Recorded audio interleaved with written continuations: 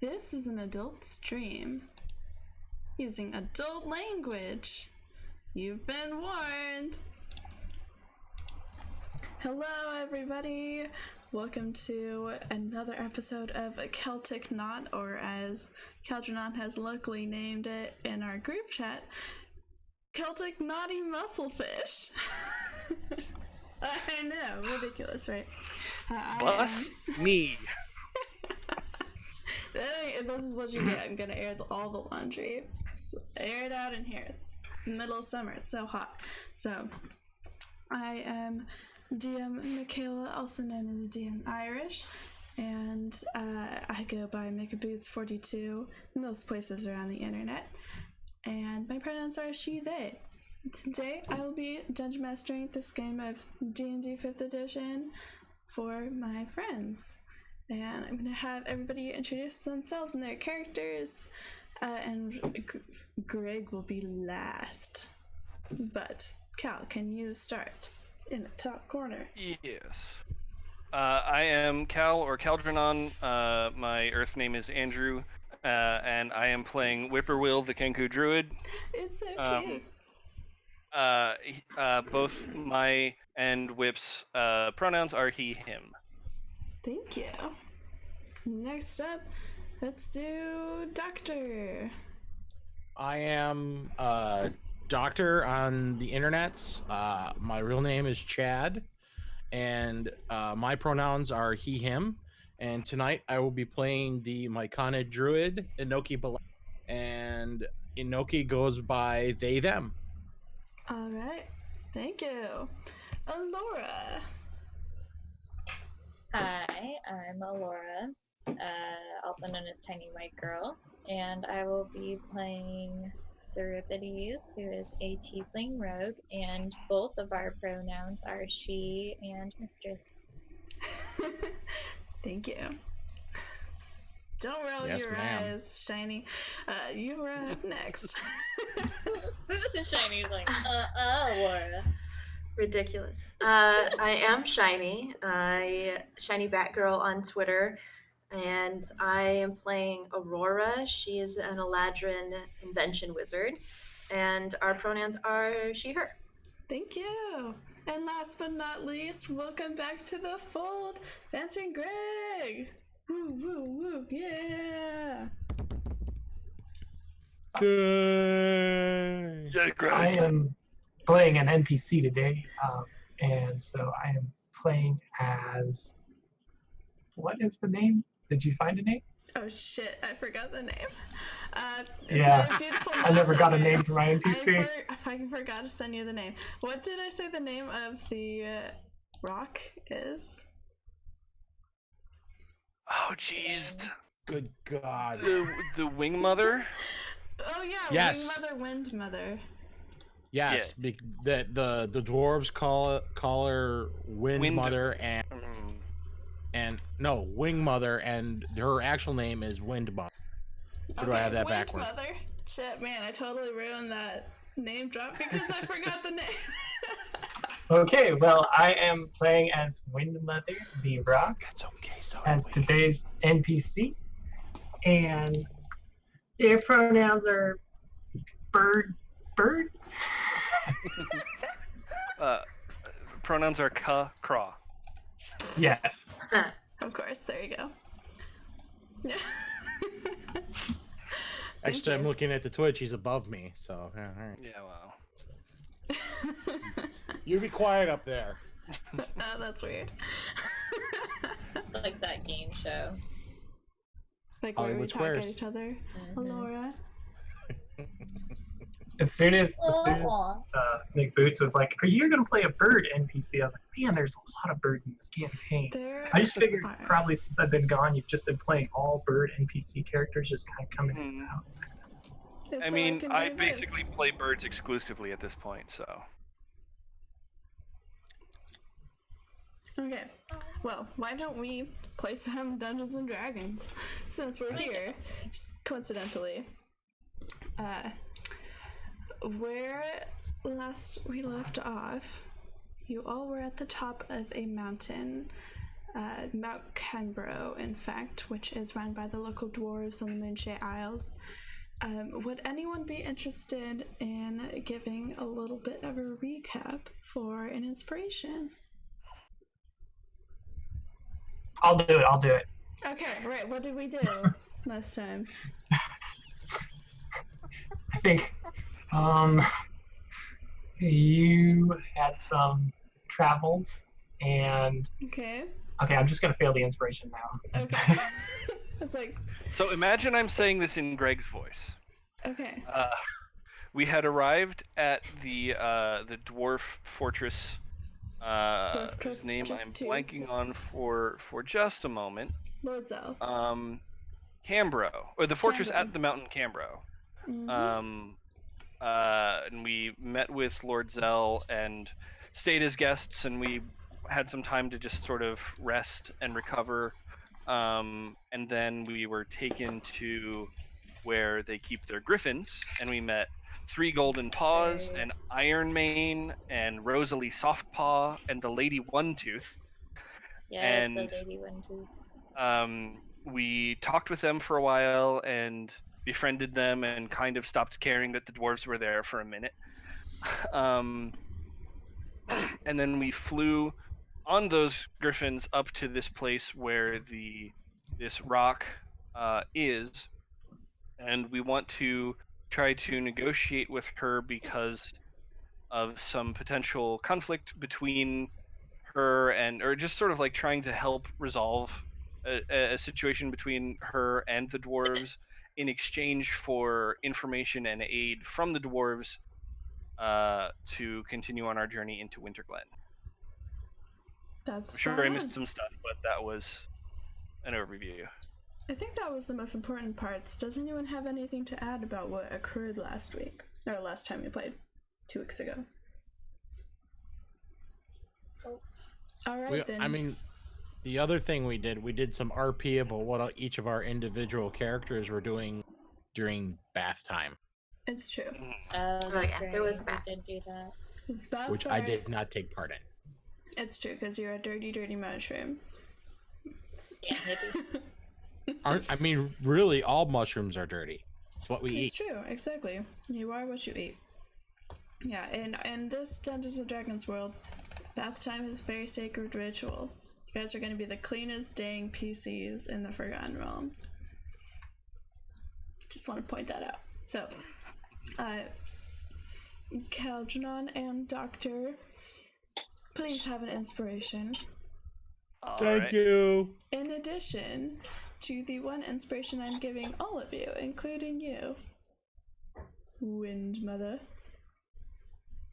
Whoa. Ha ha ha. That's just because she thinks you're cute. Yeah, probably. Or I just don't I'm want not her to saying die. she's wrong, by the way. I'm just saying she thinks that. And she's in a position of power. Yeah, you got me. You got me in one there, buddy. All right. So, the 4 of you are riding your griffins.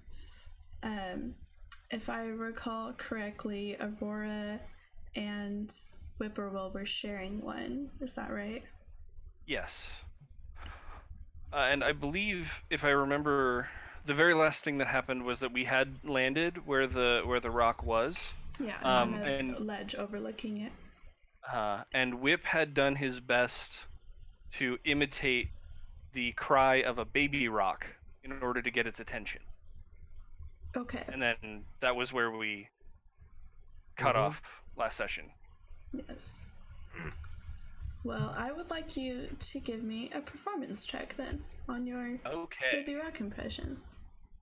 Let's see you rock and roll. Oh no, it's a -2. Oh no. Whoops. That's still a 15. Out of 17. I thought you were saying the total roll was a -2. It's like, whoa. Oh no. How bad is it? It is possible to get a negative result. It is, it's true. Okay, what was the number though? So the net result was 15. Okay. You are doing a pretty good job. That's a really good roll. So you're doing a pretty good job of what you think the infant tonal range of this beast that you've just discovered would be. And you are in your Kenku form, right? Yes. Okay. Just using mimicry here. Right. So you're doing this, you're on the ledge, and the griffins behind you are kind of pawing nervously at the ground and ruffling their wings a little bit. And you see Lord Zell and the unnamed translator look at each other like, what could happen next? And you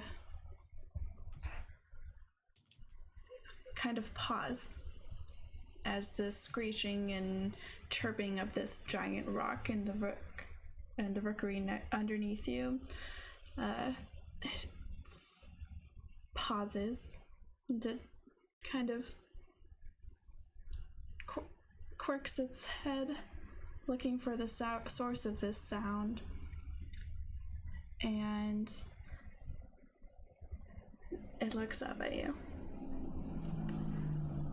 And it has its shoulders set defensively, and it begins to walk towards you in the roost. Okay. And for scale, this rock has a wingspan of probably 200 feet, which is very evident when it flops them out. Wow. Okay. So, like, Whip is probably about the size of its eyeball. You're very small. All right. Well, he's still like when it turns to look at him and starts heading over, he just like in order to kind of make it clear that it was him, just like raises one sparsely feathered arm and waves and makes the sound again, but in a slightly like before it was sort of like a distressed cry, like hey mom help me kind of cry, and now it's like he tries to turn it into more of a like cheerful greeting type of tone. So that it's like the first one was to get the attention, and now it's like saying hello. Okay. Is the attempt. Okay, cool. Greg, Windmother, you have been sitting atop your perch for a week now, trying to dig into the side of this mountain. You've kind of thrown a couple dwarves off of the mountainside when they cross your path, and you're kind of having a bad day, and here come these griffins with their riders bringing you sacrifices of meat, and you hear the sounds like a weird baby. And you look up and you see this teeny tiny little bird creature. It's waving its arms at you. You are muted. Yeah, I was just thinking for a second. Okay. So as I'm approaching this little group of travelers, I come to kind of stop in front of the area on the platform of rock that they've been leaving these sacrifices, and kind of come to a stop because I'm ready for food and don't really. It's a bad day. It's a long day. Gotta dig a lot of rock and stuff, and stone. Gotta dig a lot of stone. And kind of just like after I stop, just kind of settle in and stretch all the way up and look down at the weird little baby bird noisy thing. Hello. And just kind of impatiently wonder when they're going to put the food where the dwarves have been putting the food. I have. Okay. Do I have the little interpreter guy nearby somewhere, or like because yes, I don't think I can speak their language, right? No, you like can. I don't understand them. speak the language native to rocks, but yeah, you see the little translator guy next to this group in front of the griffins, and this other important dwarf person that keeps coming to look at you but never really talks to you. And you don't really like this interpreter guy. So I'm going to slam the little hiding spot that he hides in when he's not interpreting for me to get him to come out. It's like with my claw, I'm just gonna boom, boom, boom. You're hitting the what? Is there like the little like area that he hangs out in when he's not interpreting? Yeah. I'm gonna give that a nice tap. Knock. Ground shattering kind of tap. Yeah. Oh yeah. The ground definitely.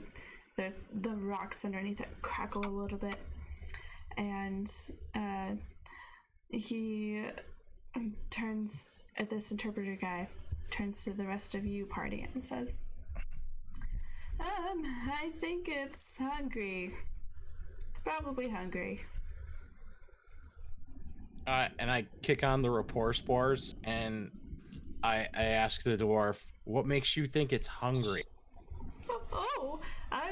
It just looks angry, and usually that means it's hungry. How tall is the rock? The rock is like 50 feet tall. Okay, so my rapport spores will not hit it. Okay, well you guys are up on a ledge, so you're close to its face level. So I will. Okay, so then what I will do is I'll hit the rapport spores and speak with animals. Okay. Because Whip is also casting speak with animals. Yeah, because this bozo who has been an interpreter, basically the griffins have told us, yeah, he's a Yutz, don't listen.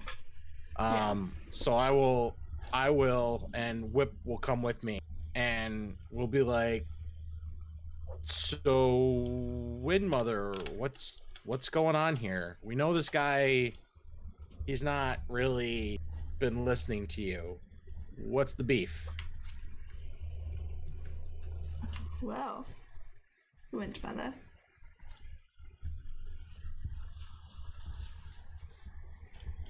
It's nice to have someone that can speak to me for real, finally. And I take the little interpreter guy with 2 talons and just kind of move him about 400 feet off to the I can't move him that far. I move him like 100 feet, just like and like set it down like it's a little glen somewhere. I was totally hoping you were just gonna drop him off the edge. No, there might be someone later that I need to talk to.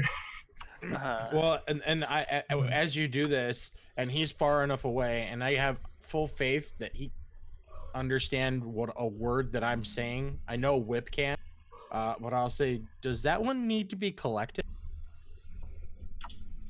No, but he could be replaced. Anyone want to volunteer? We'll see what we can do. Please don't drop me. Oh, great chicken. He says in rock. Please. I'm gonna take my talon and tap, tap, tap the spots they've been putting the food. I'm very hungry. Could we eat now? Serpides at this would look up at it and say, aren't you quite big enough to feed yourself? I'm busy right now. I've been on a very full schedule digging. Would she understand that? Would the rock understand that? Does the rock understand? Well, I think for the sake of simplicity, like we could maybe assume that between rapport spores and 2 druids would speak with animals that we're just translating. I'm we don't trying necessarily to keep have to say it from getting killed, but okay. Okay, well, Nope. If let's say Whip just translated that for Seripides, but if Inoki wants to try and rein Whip in, we should play that out. Nope, I'm gonna go. Otherwise, Otherwise, Whip is just translating by default back and forth. Okay. Okay, yeah, let's run with that Sounds fine because to me. that will end up being easier in the long run because we won't have to remember. But yeah, there's a okay, yeah, let's do that. Okay, it's your choice. This is Dungeons and Dragons. You can make it as complicated as you want. Well, there are very. I think it's fitting that Whip would just default to saying like, let's just everybody tell everyone everything. So I'm happy to have that be challenged in character by someone else. I think at that point, default state. Okay. At that point, Inoki would just kind of do one of these. And Cerebrides would go, what? They are. And like just to Cerebrides, Inoki would go, it's not you. You're fine. And then Whip just kind of looks up at the Wind Mother and says, so if why do you have to dig? What's down there? I'm making a nest for the winter. I don't have time, though, to talk about stuff, and I need to eat. So, can we do that? Okay, 1 second. And then Whip turns to the dwarves, and now has to use common. And I have to look at my phrase list to see if he can say anything useful. So while you're doing that, so right, he's mentally like in character. He's now like he has turned over to the dwarves. He's asked the Wind Mother to wait for 1 second, and now he's like mentally going through his tiny little Rolodex. But while that's going on, Inoki, because the Wind Mother is the most interesting thing that Inoki has seen in a while, Inoki's just keeping going and says, "Would you want some help digging? No offense. I mean, it looks like hard work, and I can work earth a little." Yeah, you can see that the dwarves are actively trying to stop her from digging.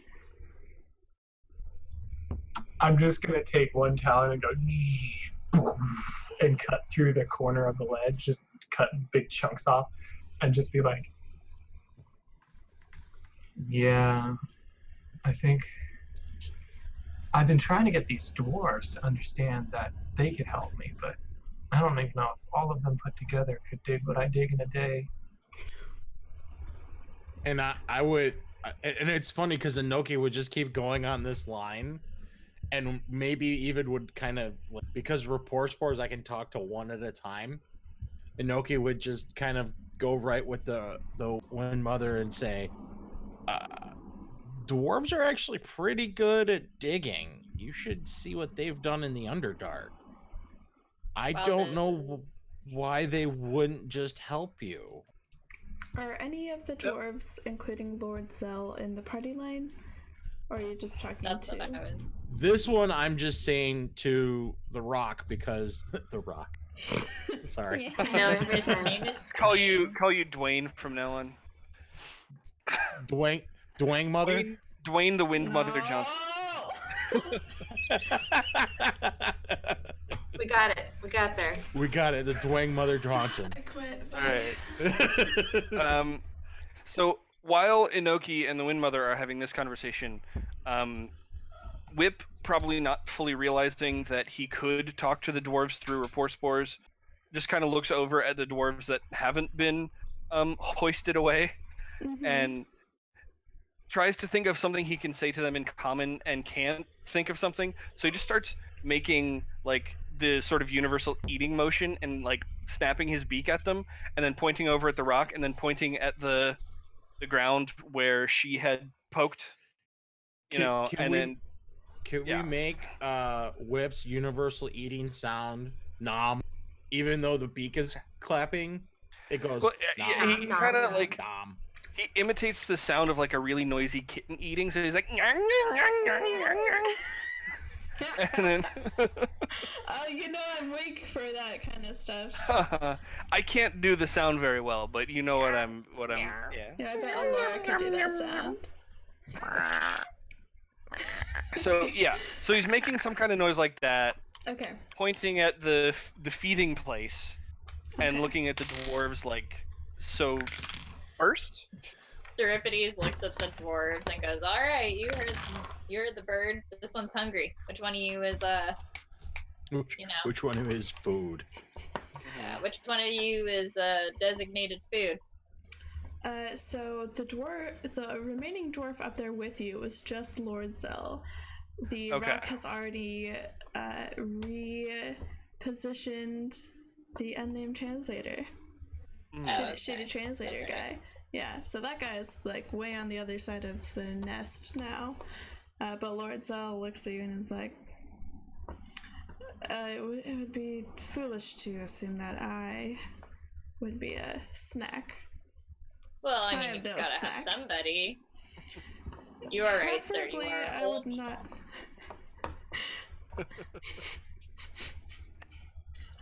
Got her. You got her.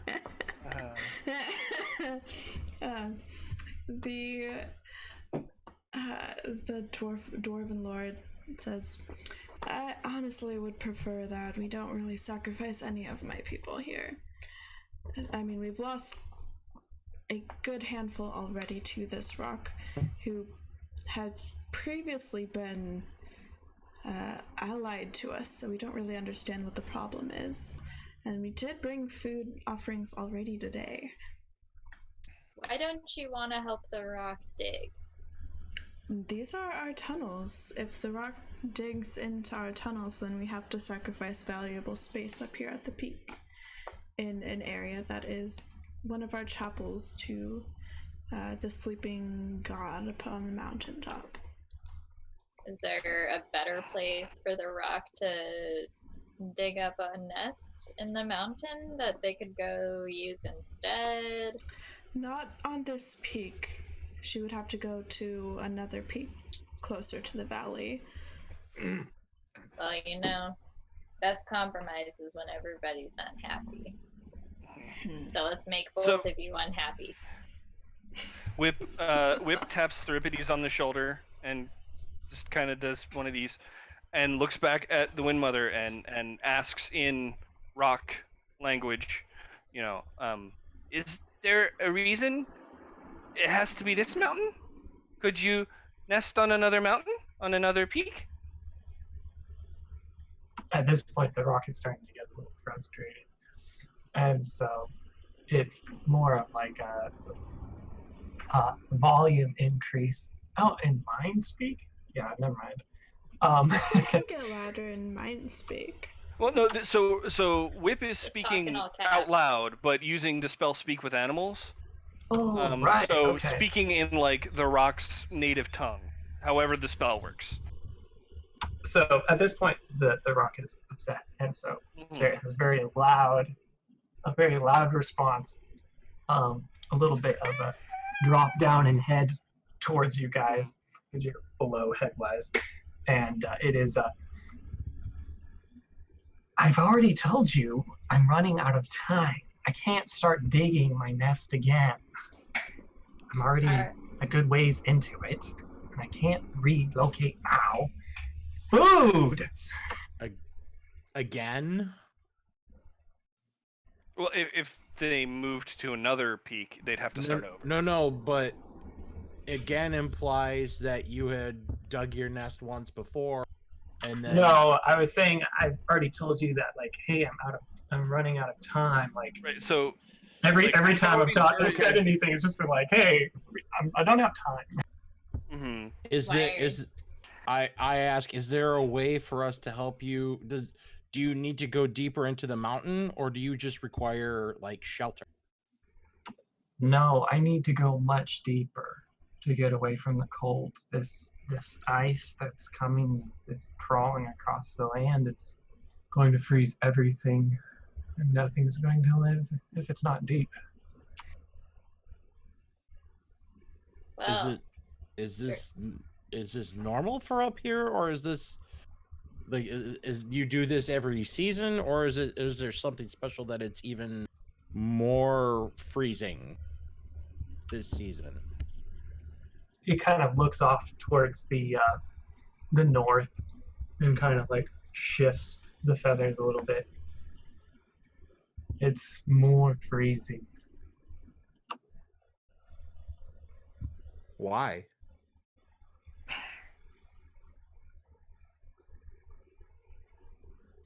I don't know, but I've been traveling south from it, and I traveled south farther than I usually would this season because it's much worse.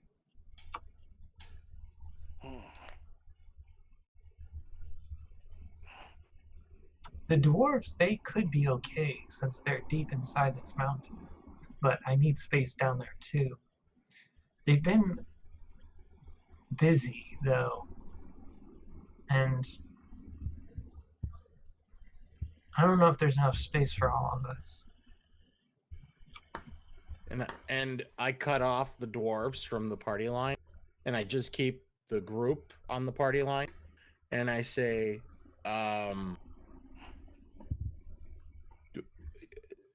that is the dwarves' feeling as well. They would prefer that you didn't dig deeper. However, I understand your predicament. Yeah, I kind of need the dwarves to get food later on for me. And I mean, if all else fails, at least the dwarves are here to eat. So. Well, but think about But it I like can't this, really though. leave in the winter to go get food, and there won't be much food around here. I can't store up food because I've got to dig it. So. Think about it like this, though. Why would the dwarves, if you're building in an area they don't want you to build in, why would the dwarves bring you food? And if you're drilling into their home, they wouldn't be able to bring you food anyways. I'm assuming. Are you saying this in the party line or out loud and having it translated, Serpides? I mean, I'm assuming Serpides can understand what I've kept the group on the Yeah, so I think Serpides would just sort of assume that somebody would translate for her. Okay, but are you saying it verbally or just thinking it? Yeah. Okay, so if you're saying it verbally, Lord Zell is like paying attention because you're the only one really speaking aloud right now. It's just birds squawking and the mushrooms staring intently at certain people. And he says, we've been bringing her food because for years now she's been helping us down in Cambro Gap, and it was kind of an exchange of services. She would help us and we would help bring her food, so it was less of a burden. But obviously the deal has changed if you don't want her digging here. Yeah, we were absolutely okay with Roost being here. She was here almost as long as we have been, but now she is trying to invade our tunnels, and that was not part of the deal.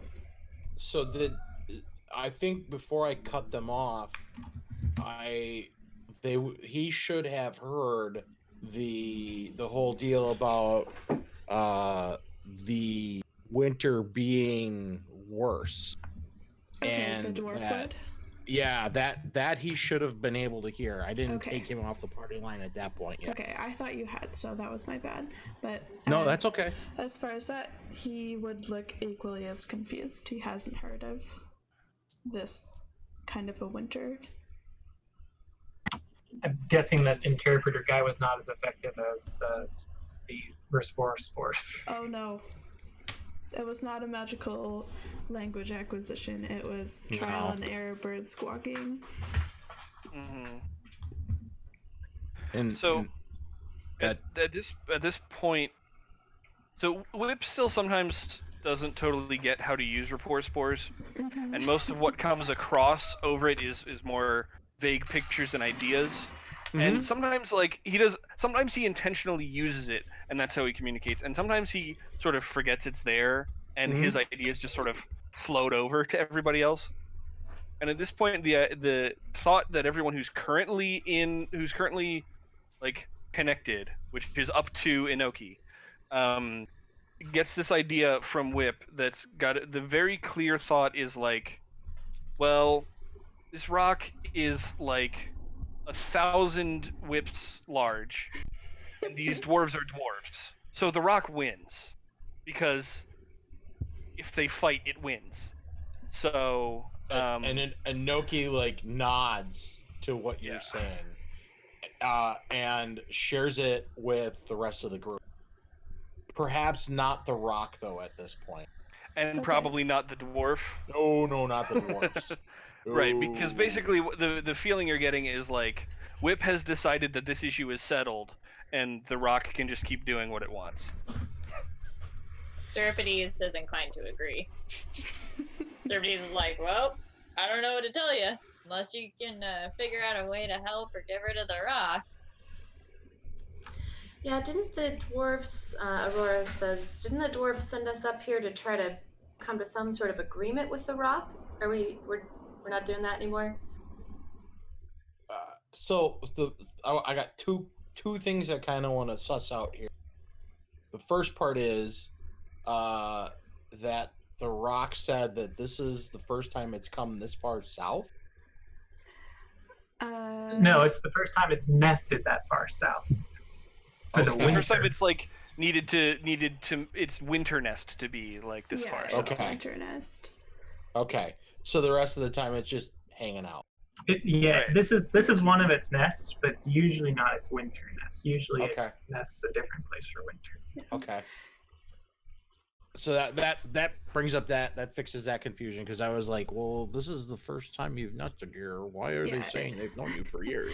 Oh yeah, they've known her to be around, but for some reason, the wing mother or the wind mother is very keen on staying at this nest and not moving,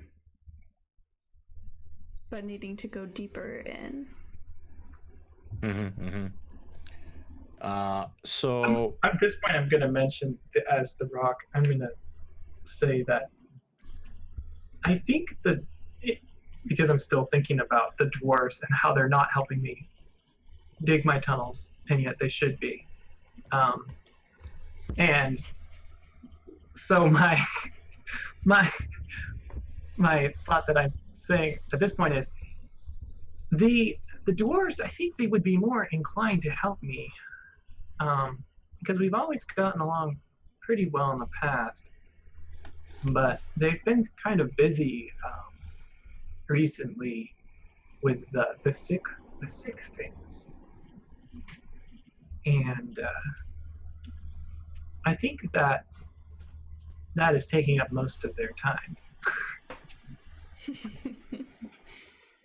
For the podcast, Inoki is creating facial experiences out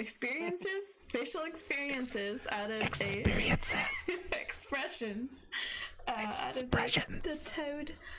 toadstool. I'm uncomfortable. I love it. Stuffed animal. Facial experiences. He's uncomfortable with that. Hashtag. It's a new hashtag. Yeah. Okay. What are the sick things? Whip says in rock to the rock. Johnson. Ask the dwarves. They're the ones that deal with them. And so Whip kind of turns to the rest of the party and goes like gives a shrug, like, it's talking in common time. Help me out here.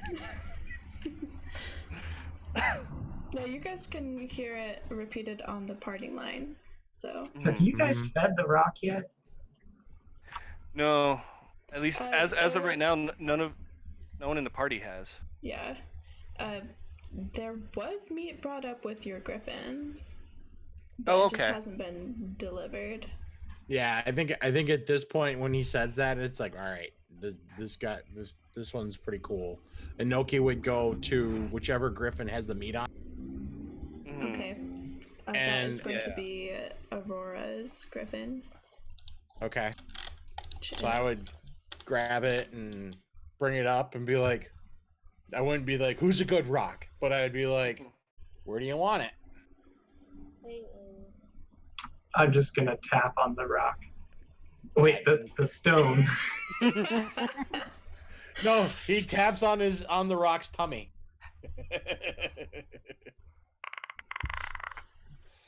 But I'm just gonna tap on the stone ledge where they've been putting it. Okay, and Noki puts it up there. Is there any other what is it? Just one big cow hunt? Yeah, it's like a hefty elk slab of meat.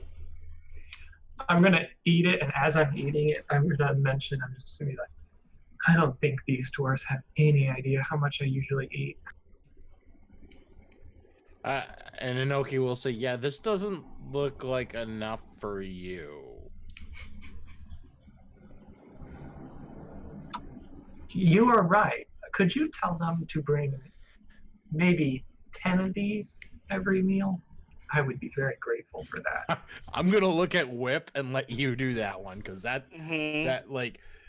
slowly Inoki's enjoying the humor of this, of Whip trying to converse with the dwarf. That's so you're messed up.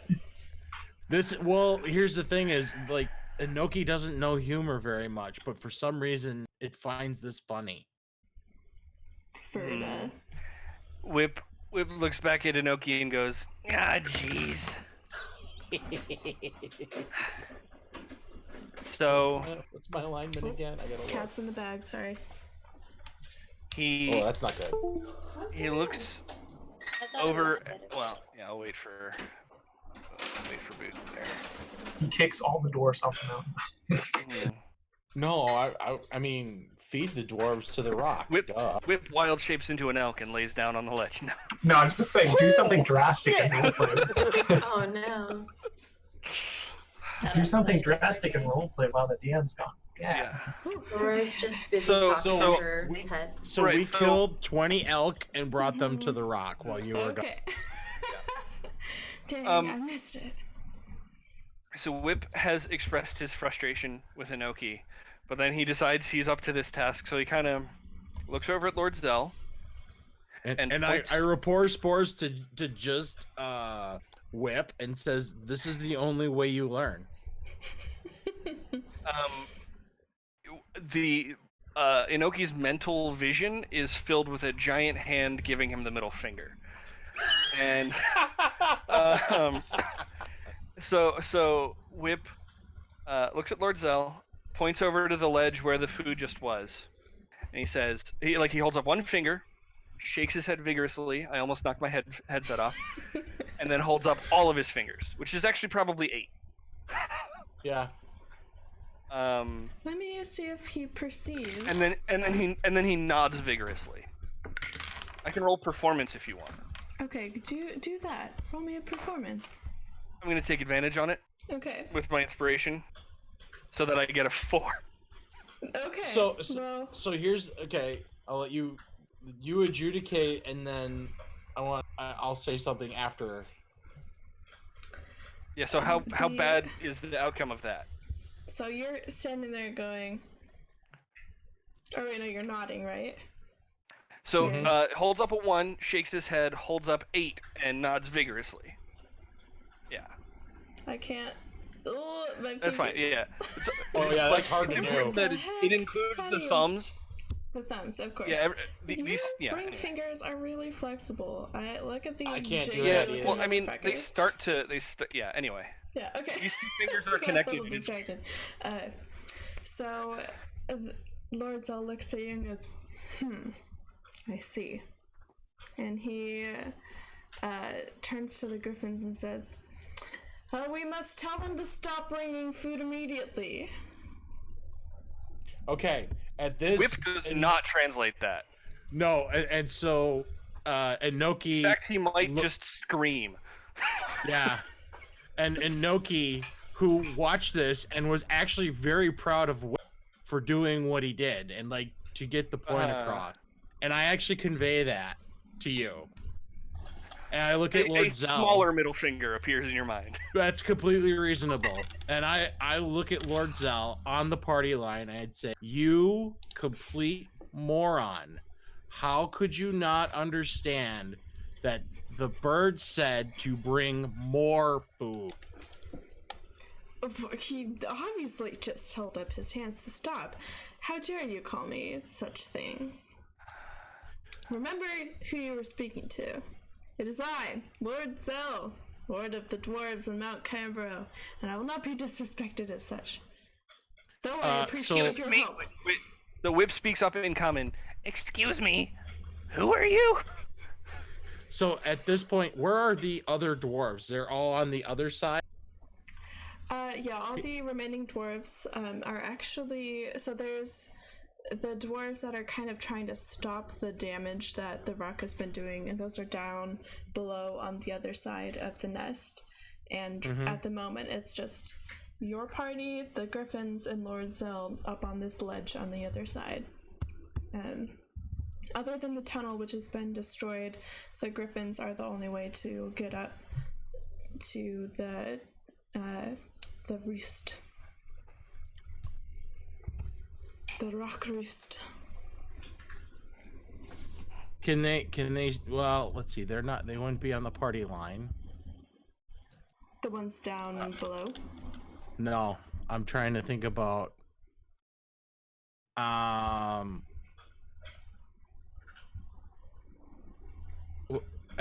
I would look at Lord Zell and say, with respect, you have done a disservice to this creature, and I make it perfectly clear to both, like, basically it's the Rock and Lord Zell on the line here. You have done everything wrong with this creature, from sending an interpreter that has no clue how to interpret what this creature wants. The interpreter down at the nest.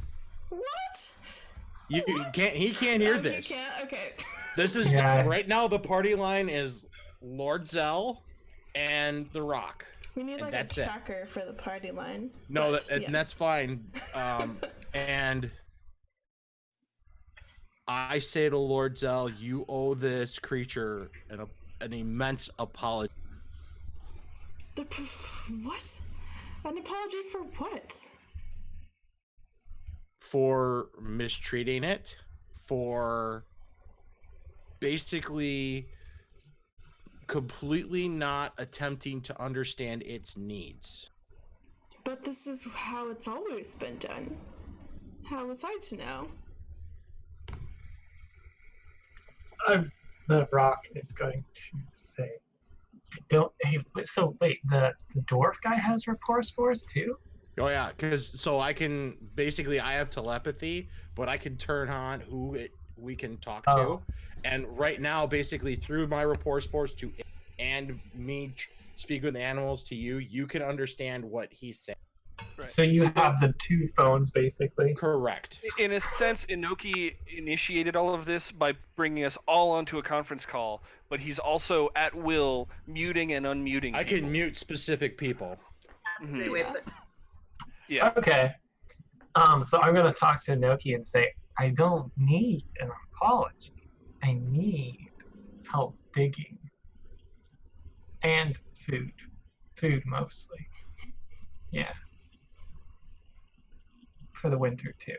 Like, all through the winter, I need food. And the food needs to go up by 2. Soon. So I need 12 cows. And I translate that to Lord Zell, exactly as the Rock said it. Okay. It says,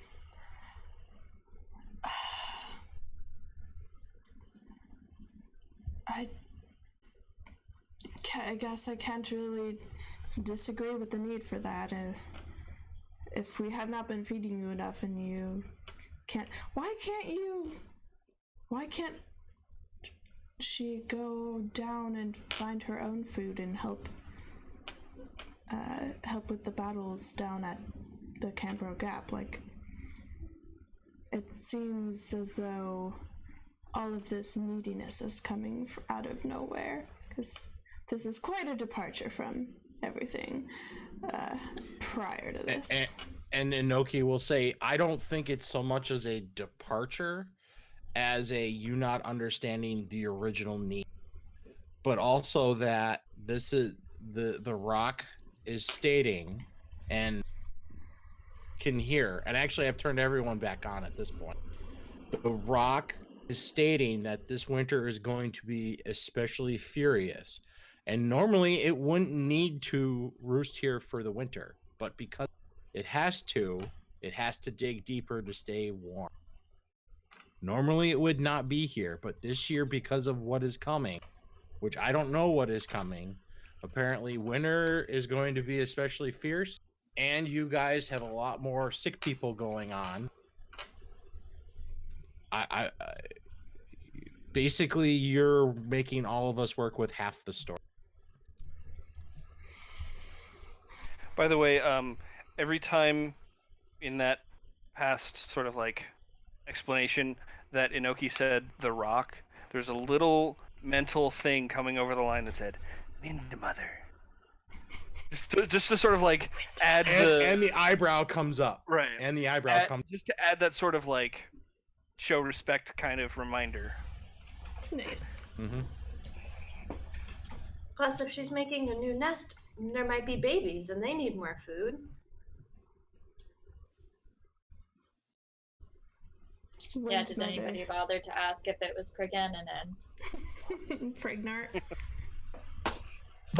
At the mention of babies, the rock just steps right out of the nest, right onto the ledge. It looks straight down at, I forgot your character's name. No. Aurora? Me? Who mentioned babies? Aurora said babies. It was Cirripedes. So no, Aurora, it was so looks straight down at Aurora and says, "How did you know about egg?" I tell no one about egg. Who else knows about egg? She waves when it comes down in her face. She's like, I don't know, common sense, nest plus bird equals baby. The rock kind of turns its head to one side for a second. Big blink. Yes. She's pretty smart, buddy. And that is where we will pause and take a 15-minute break before returning. This was fantastic. It looks like Greg will have to go, but we're so glad to have had you join us. Thank you. Yeah! It's so good to play with you again.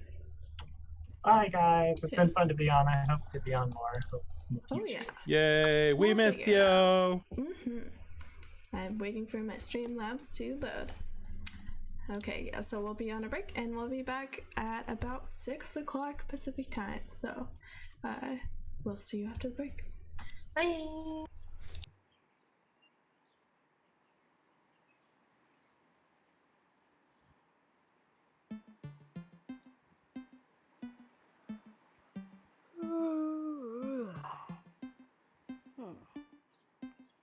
Let me see here. Glasses. You rascals. Where have you gone? Ah, right. I fell asleep again. Whew, what a relief.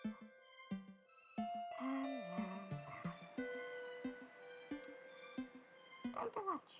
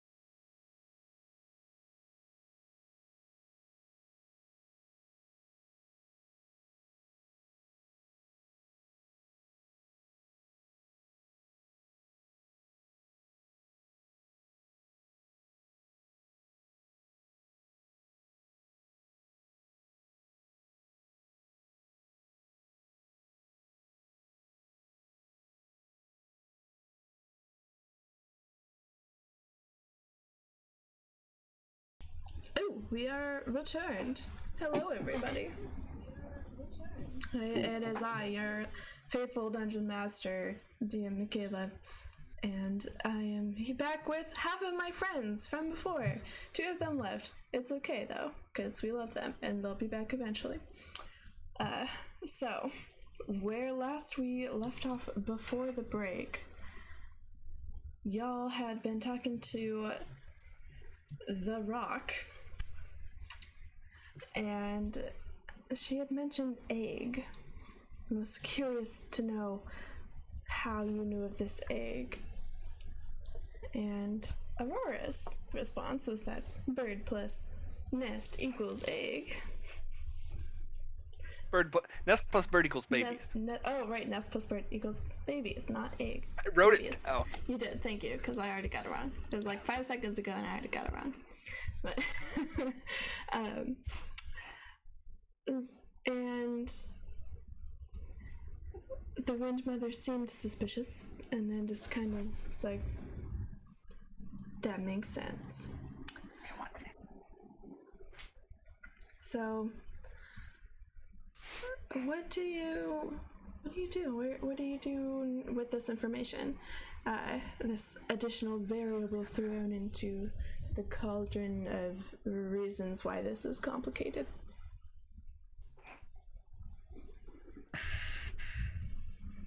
So does Lord Zell here? I probably wouldn't have cut off Lord Zell from the party line. Okay. Upon this knowledge. All right. And I would look to him and say, well, now you've got your answer. I suppose I do. I knew not of this egg. In fact, I can't even see it right now. That's the idea. That does make sense. If only our translator wasn't so shitty. What does a translator do? It's just like, I'm so sorry. It's a bird and I'm not a bird.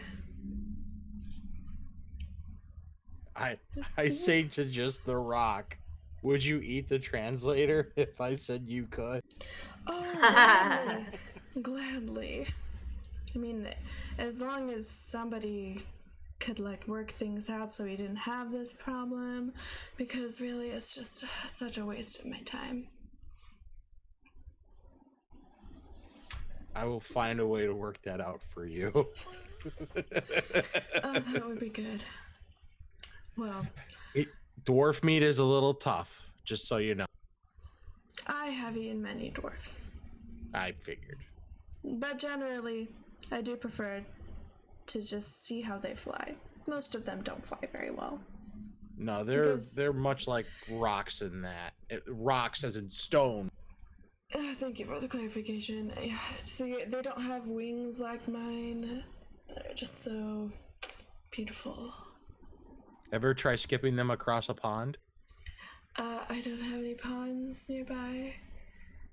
Understandable. So no. We tend to skip the pond.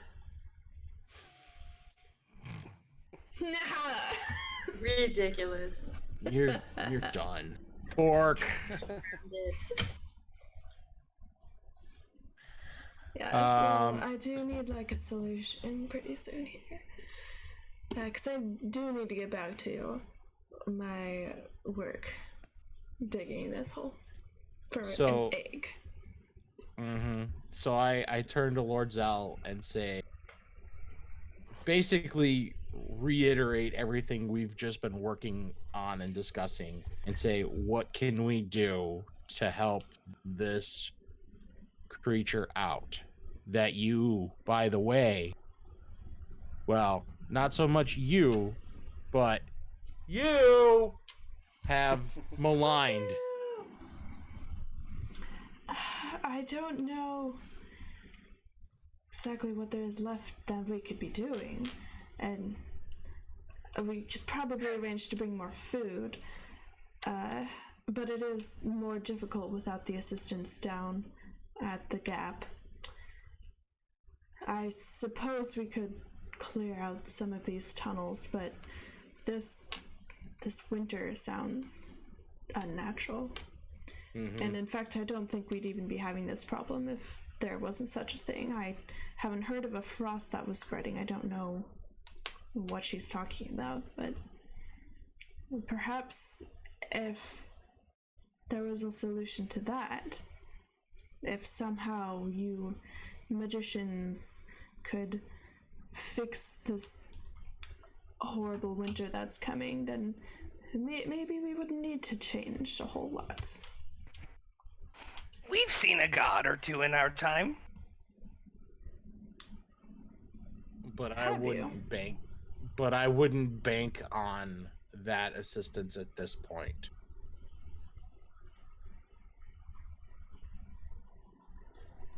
Whip's like, but he kind of points north as if to like sort of gesture at the storm or whatever, and he's like, God shenanigan.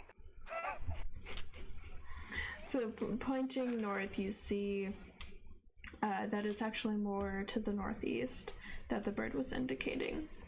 And this is in the direction... if the bird had pointed that way, then Whip is pointing the way that the bird did. The source of this is coming from the Winter Glen Wood. Which is where we were... We bypassed it to get here. Because we stopped here on the way there. Well, you kind of went like this. Boop, and the Winter Glen is up here. So you could have gone straight over there, but people were suggesting that you don't. Yeah. Right. Like, we haven't actually been in Winter Glen yet. No, but we skirted around it. Like, part of it went south of where we were, so we had to skirt around it. Right. Yeah. So I think some of the ideas of that in non-language come over the party line as, like, you know, this thought about the fact that we're on our way there to try to locate some gods, and the father of those gods does weather shit, and we're gonna go do something about that anyway, so we're basically kind of already doing that. And some version of that concept goes over to Lord Zell. Okay. And Lord Zell says, I don't know that we've ever really... I mean, we honor the gods. The place that this majestic beast is trying to get into, that's one of our chapels in service to the gods, but we haven't seen one. The only time I've heard of people seeing a god is long ago legends and myths, and none of us really hold to that aspiration. For you to say that you've seen a god or two this week, give a persuasion check. Would anyone like to assist? I will assist. Okay, how are you assisting? Through rapport spores, instead of like actual verbal, I'll just come up with the images of the encounters that we've had, speaking, and what our mission kind of is. Okay. You gave your mission statement and your company pitch. Yep. Photographic evidence. The elevator pitch. Yeah. 30 seconds. This is what we want to do. This is where we want to go. To talk about our gods. We help back. Do you have a moment to speak with us about our lords and saviors? Have you found Jesus? He's right over there. You just show up to the door naked and say, "No, let's go find him." Yeah. Oh boy. So, given he is naked. given that advantage or that help was coming, I rolled with advantage and I still only got a 9. God Okay. damn it. We should. I'm gonna roll a die here. I need to think about this. Whip should not roll charisma checks because he has -2 charisma. You keep rolling all the charisma checks. I have Inoki has -1. Ooh. So it's not like big, tall, ugly, dirty mushroom thing. Yeah, high charisma. Okay, I will give you one more reroll. We'll say that's Seripides. Okay. Yeah, and we told him a little bit about our god Nat shenanigans one? in our story too. Not a nat 1, but a mod 1. Yeah, no. Rolled a 3. What was that, Aurora? We told him a little bit about our god shenanigans during that story at dinner too, so. Yes, that's true. So he looks a little bit skeptical. Uh-huh. Yeah, y'all ain't the only tired one today. Spectacle. Skeptical of the in a week statement, but he just kind of nods slowly and says, I'll have to take your words and visions for it. I'll have to take your bird for it. I'll have to take your... I think that gets you an inspiration point. God, how many fucking inspirations? You have so many. I spent one already tonight, so I'm down to 6.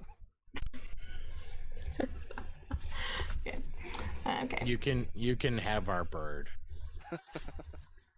Says, We don't want him anymore. I already have one. I'm sure he's delicious. A child. Yeah. Yes. Well. I got more birds and I know what to do with. Do you? This is the Rock speaking. Do you actually think that you could cause the Great Frost to withdraw? Is this something that you actually are capable of, or are you just chirping loudly? So in Rock, Whip says, kind of both. I am chirping loudly, because I'm a bird, but also, I think we could find the gods who are doing this, because we're looking for them anyway. Their dad sent us. And we could maybe ask them to stop? Or at least find out why it's happening. Maybe. I don't think I can promise anything, except that I will try. Well, until you return, I think that I will carry on trying to get into this cave. That sounds smart to me. I know. I am very smart. Which is why I'm preparing for winter. No one else will be prepared, but I will be prepared. I'm always prepared. Whip says something in Rock that doesn't really translate very well into English, that basically is a compliment to the Rock about how clearly it's smarter than he is, because look at how big its wingspan is. I know. Which You is know like what they say something about birds big understand wings. is like, you know, you're at the top of the food chain because you're the biggest bird. Yeah, it's true. I am the big bird around here. I am, it's true. Well,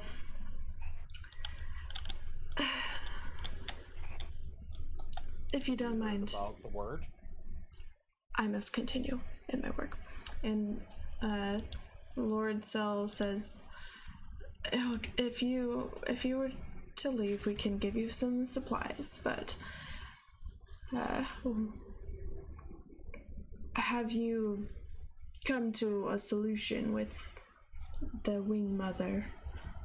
Is she going to leave us some peace?" Whip just nods.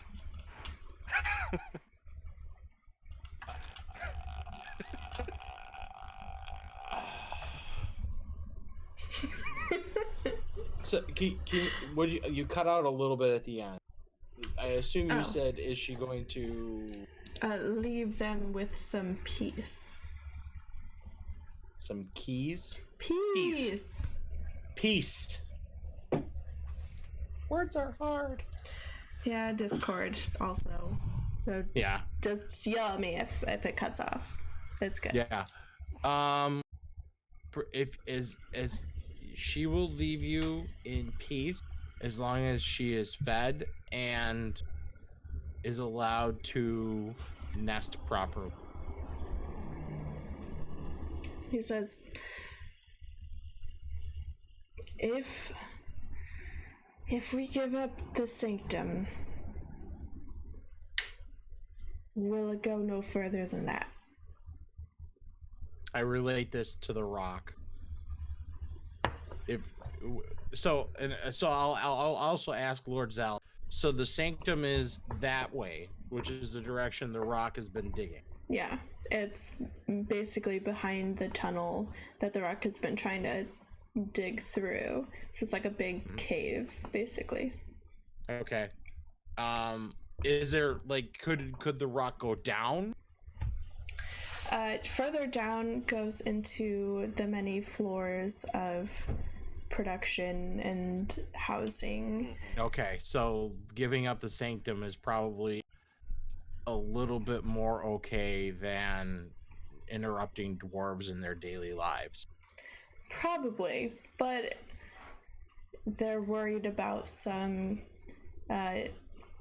divine consequences for having it kind of sullied rather than remaining pristine and protected. So Whip sends a message over Rapport Spores that basically conveys, when we find the gods, we'll put in a good word for you.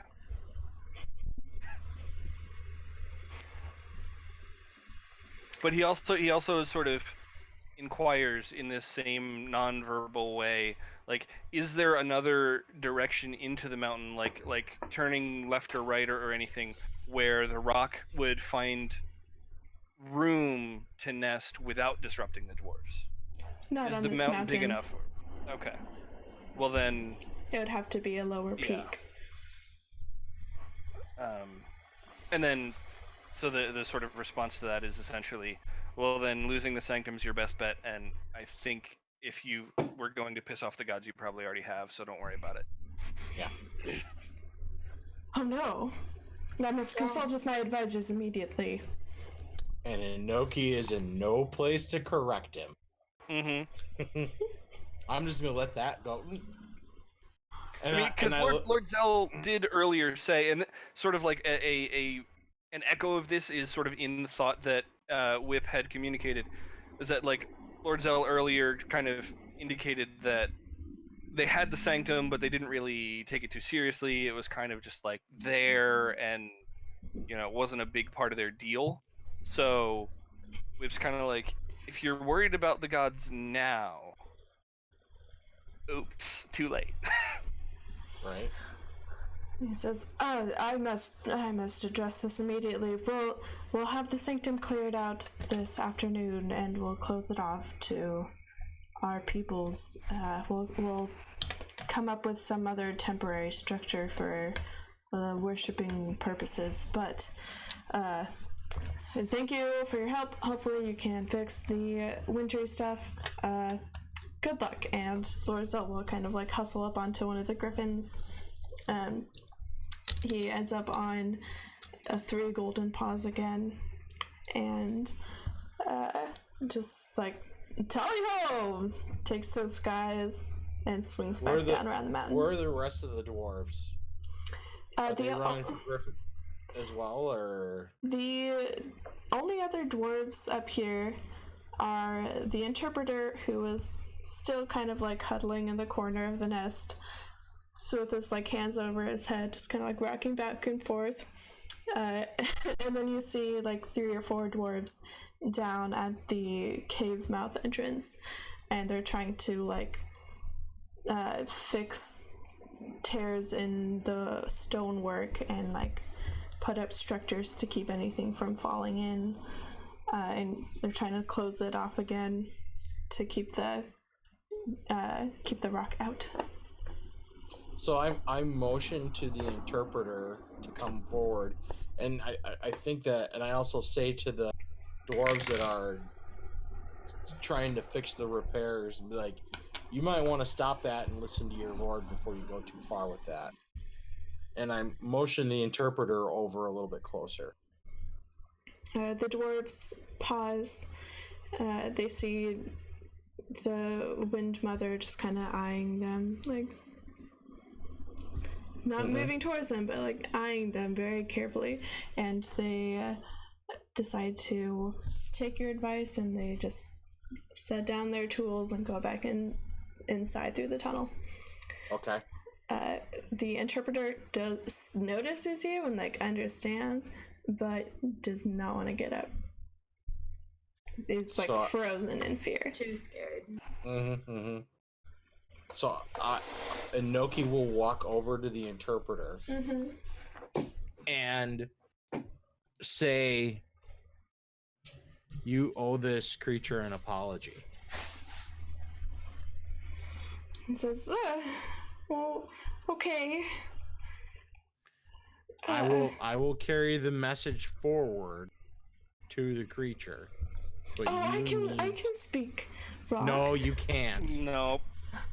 No, you can't. Otherwise I can have the creature tell you what it thinks of you right now. No, I'm perfectly good. I'll apologize. Just tell her that I am terribly sorry. I have not done the best job.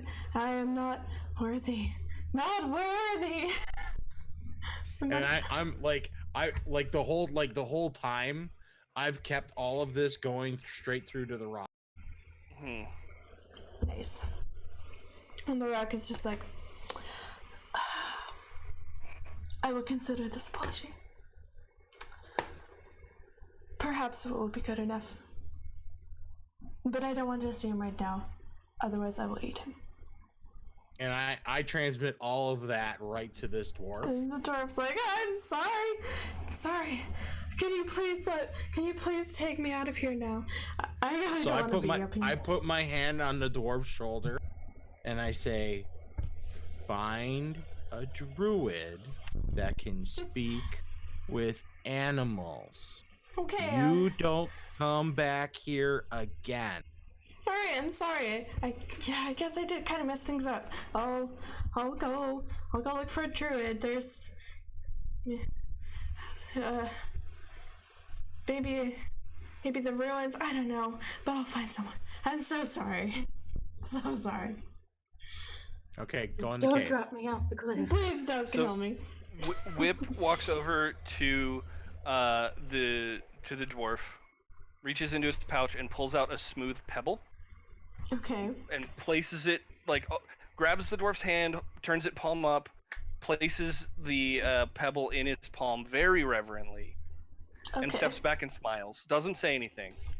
And in Whip's mind, he has just given this dwarf the druidic equivalent of a business card for his old conclave. Oh my gosh.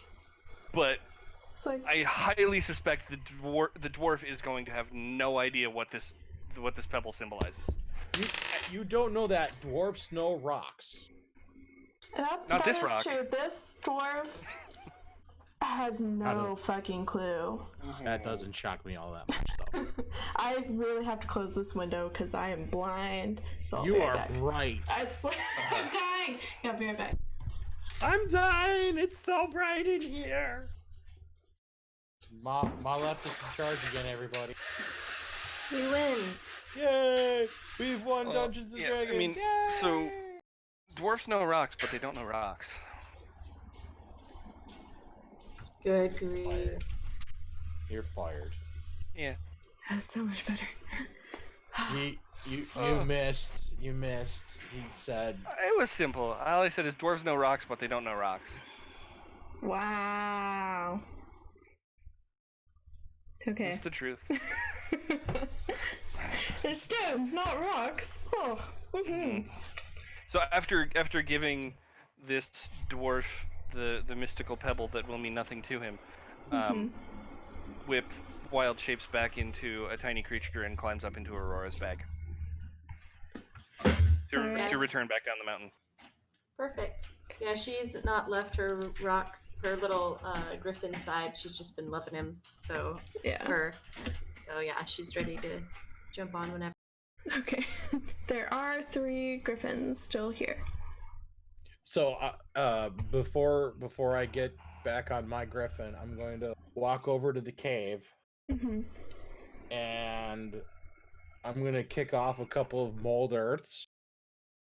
Okay.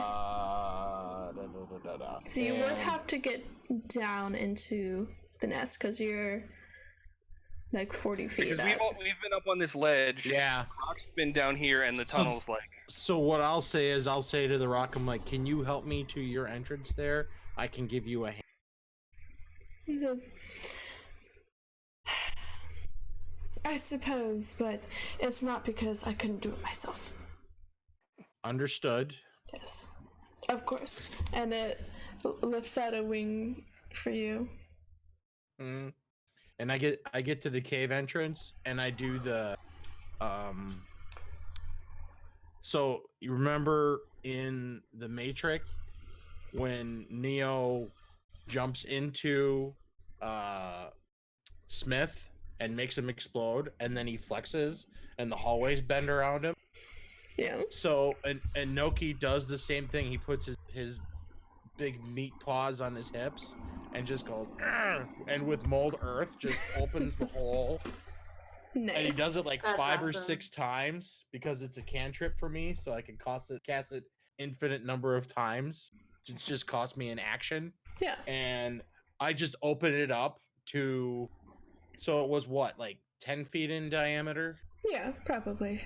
So we'll say, and I can control 5 cubic feet of earth. So let's say I open it up to like 20 to 25 feet in diameter. Okay, so you spend a minute or 2 on this and just opening it up. When it gets kind of broader, you like go more to one side and like scoop some of it there, and you go to the other side and scoop some out there. And the rock is very decidedly not looking at you. She is cleaning her feathers. She is rearranging some sticks, but she is like not acknowledging this. And then when you kind of settle and the earth stops moving around there, she looks over and she says, "That is an acceptable job. I believe I can finish the rest." And at this point, I'm gonna say that Inoki kind of get the gist of it, but he's kicked off like probably 3 speaks with animals at this point because it only lasts about 10 minutes. Yeah. So Inoki will just bow and kind of say, help, basically motion to help me up to get up to the ledge. And again, as if it was just a coincidence and not actually out of being helpful, she offers you another wing and turns around and brings you back up to the ledge. And I hop on the ledge, I turn, I do the bow, I get on my griffin, and let's get out of here. Right on. So the griffins return you back to the griffin nest, and you see Benjamin the half-orc there.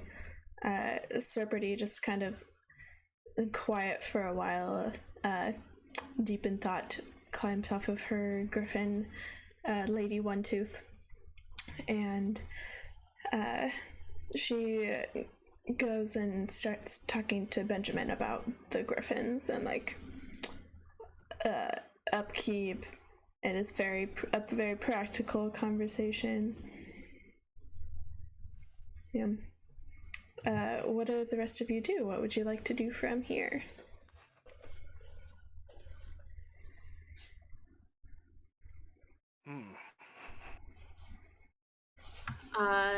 What are we supposed to be staying here longer, or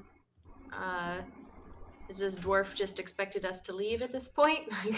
What's the impression that we're... What time of day is it about at this point? You went and had dinner with the dwarves and you told your stories, and then from there they went and brought you up to the griffin, so okay, so it's like evening. Yeah. Okay. Yeah, so then I guess using whatever methods are currently available to him, Whip will basically suggest to the group that we ask if we have permission to stay one more night, and then take whatever provisions they can offer and leave in the morning. Okay, they accommodate these requests. Your rooms are still prepared from the night before. Fresh linens, new fresh candies on your pillows. The raw candies, of course. Nice. Of course. And are there any specific provision requests before you head out the next morning? I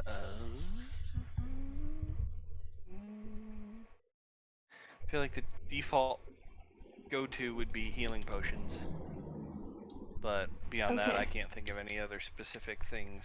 And any other sort of, like, magical assistance would be neat. Okay. Let me roll. I don't know if anybody else has it. Whoops. Not really. Aurora packs light. She seems to usually have what she needs. Okay. I can't think of anything either. Okay, so that they were not able to find any healing potions, but you can get 2 stabilization kits, so medicine kits. Okay. And Seripides wanders off some point in the evening, and you kind of lose track of her, but you're not worried about it. She always pops up when she wants to, as she does. You all go to your chambers, assured that your provisions would be provided the next morning.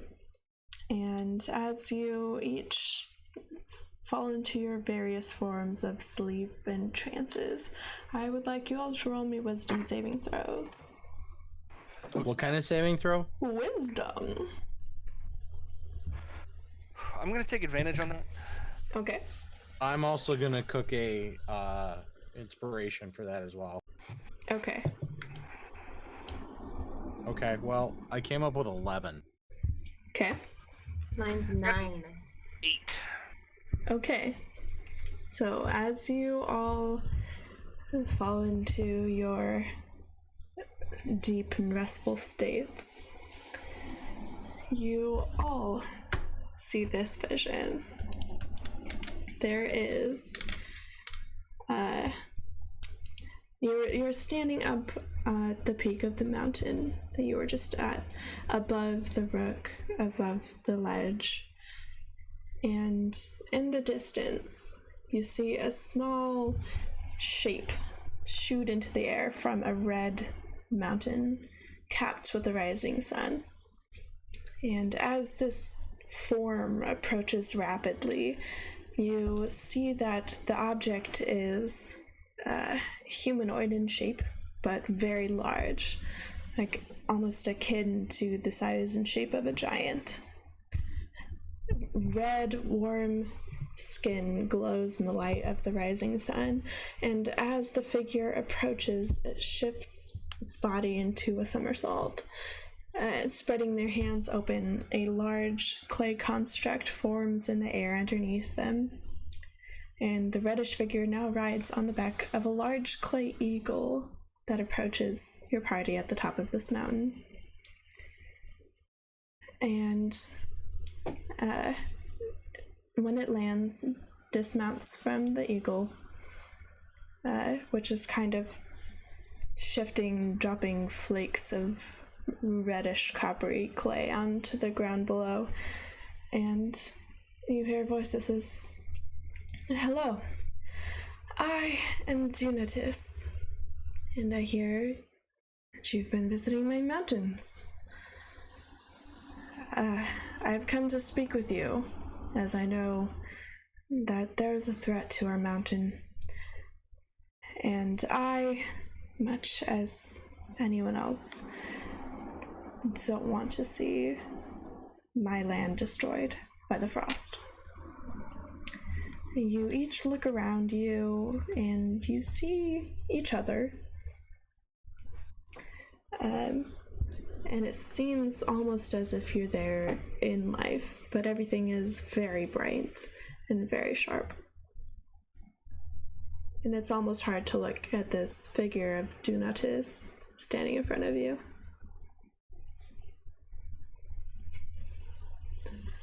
And he says, please, I would prefer to help you rather than get involved myself. I need to stay here. Nice sunglasses, by the way. She's gone from shiny to shady. Oh, shoot.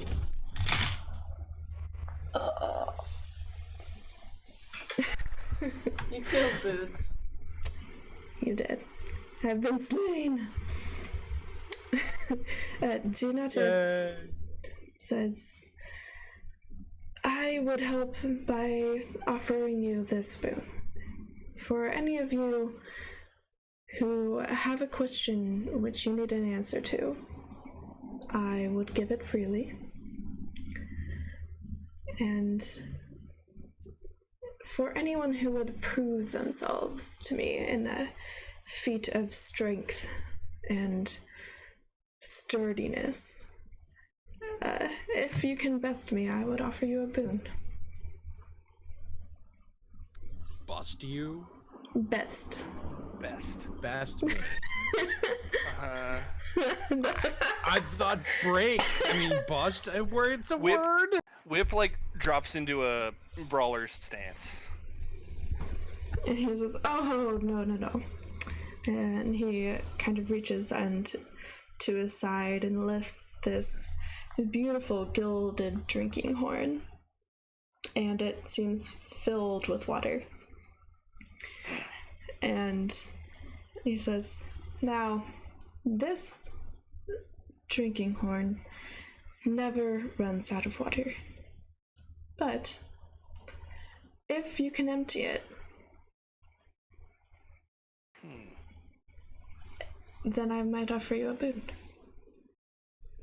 But if you are not worthy and you do not prove yourself to me, then answers to your questions is all that I can offer.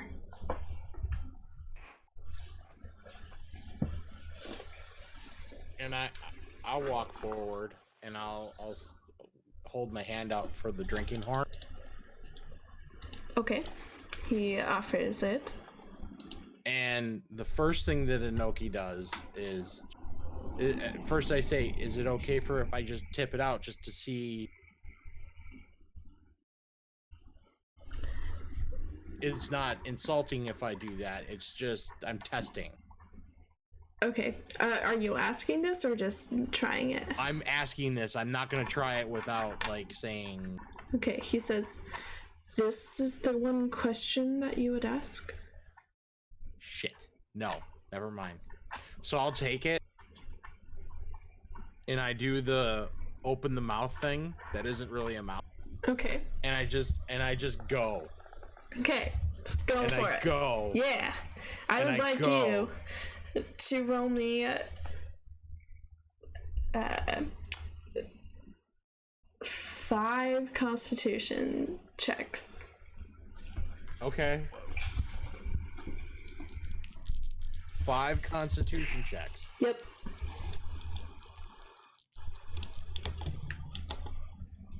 13 and 14. Okay. Come on, big numbers, no whammies. 13 and 10. Okay. Nat 20. Nat 20. Okay. That will count as 2 successes. And the DC was 14. So we will say that you Man, I really did an odd number, but that counted as 2. So we'll say that since it's tied for successes and failures, that it's a success. Okay. And Nice. you are beginning to feel pretty waterlogged and pretty ill when finally you have to pause and you just cut out at the very end. Oh, you have to pause from your drinking. And when you do, when you lower it, you see that although it is not lowered by a very significant amount, you can see that the water level has lowered by a couple of centimeters. Okay. And looking at it, you feel a little bit disappointed, but Dionadis looks at you in shock and says, "Child, I have not seen such a feat since I last spoke with the mighty Thor. It's been a very long time, and I am surprised. Please, take this drinking horn with you. It will be of assistance for where you are to go." Aurora's clapping. Woo! Yeah, Whip whistles appreciatively. And then, like, since the drinking horn was the challenge that was presented, and Inoki has claimed it, Whip kind of like goes back into his stance. What's my challenge? I'll still fight you. Yeah, I still want a boon. So I still get we all get a question. You do. I'm going to ask, what does the horn do? He says, "The water from this horn will not freeze, nor will it boil. It is the temperature that it is, as vast and consistent as a great ocean, and it can never be tainted." Then I have sent you the D&D Beyond item, Decanter of Endless Water, but in addition to those features are the ones that I just said, which that it's not affected by other temperatures, and it's always going to be clean. So it can't be like poisoned or defiled. It's a good thing Inoki got to that first then, because Whip's plan for trying to empty the thing was going to be use the spell Shape Water to like freeze a little cone down at the bottom of the horn to like stop more from getting in. Oh my gosh. That wouldn't have worked. No.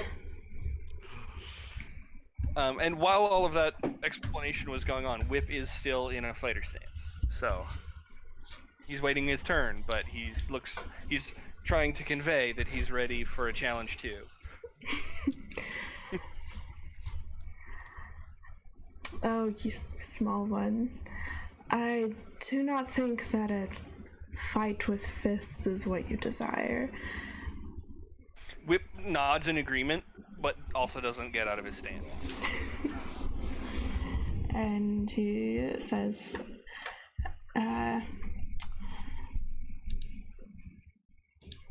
"Tell me why I should offer you an additional boon, small one." Whip responds to that by going out of his stance, going down on one knee, and bowing as low as he can. Basically, like the tip of his beak is like an inch off the ground. Okay. And what are you trying to convey with this? That conveying respect, conveying willingness to serve and help, and just like if this god needs something, we're the ones who will happily get it done. Okay. He looks to you and he says, I see. I think that what I can give you is the resilience of the mountain, strong and sure. And he offers you a blessing of protection, which gives you a +1 bonus to AC and saving throws. Nice. How long does that last? It just lasts. You got a blessing from the god. Hashtag blessed. Excellent. I was hoping that was the answer, but I didn't want to assume. Yeah, it's probably smart. Aurora, he turns to you.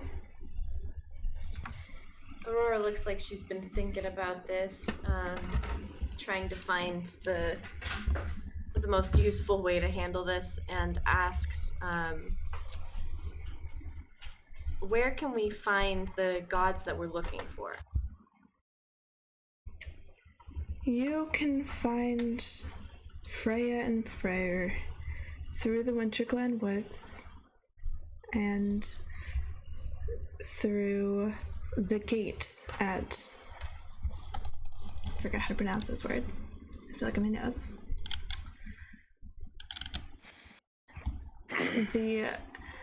You can find them through the gate to the Fey Realms in Orlander's Icy Copse. Orlander's Icy Cock? Cops! Cops, damn it! Oh, like trees, not dicks. No. It is not a garden of dicks. Mm-hmm.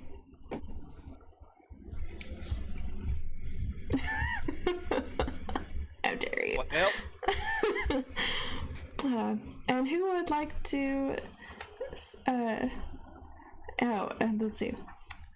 He says, and sweet child of the Fae, do you seek to prove yourself this morning?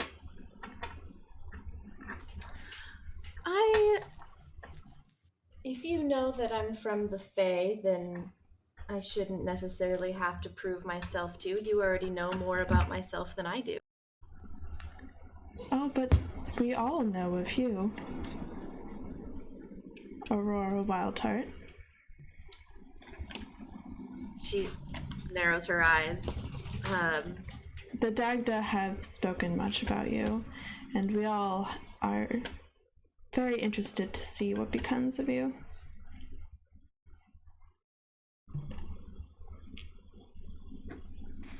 While this conversation is going on, Whip has pulled out a piece of parchment and he's writing something down.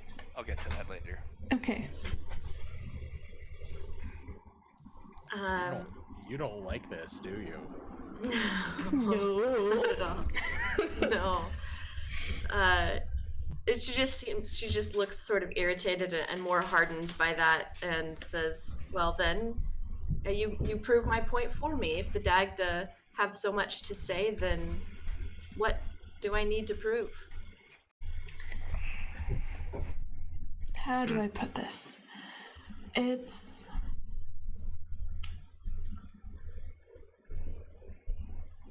sometimes one destiny is such that it cannot actually be attained by the bearer of that destiny.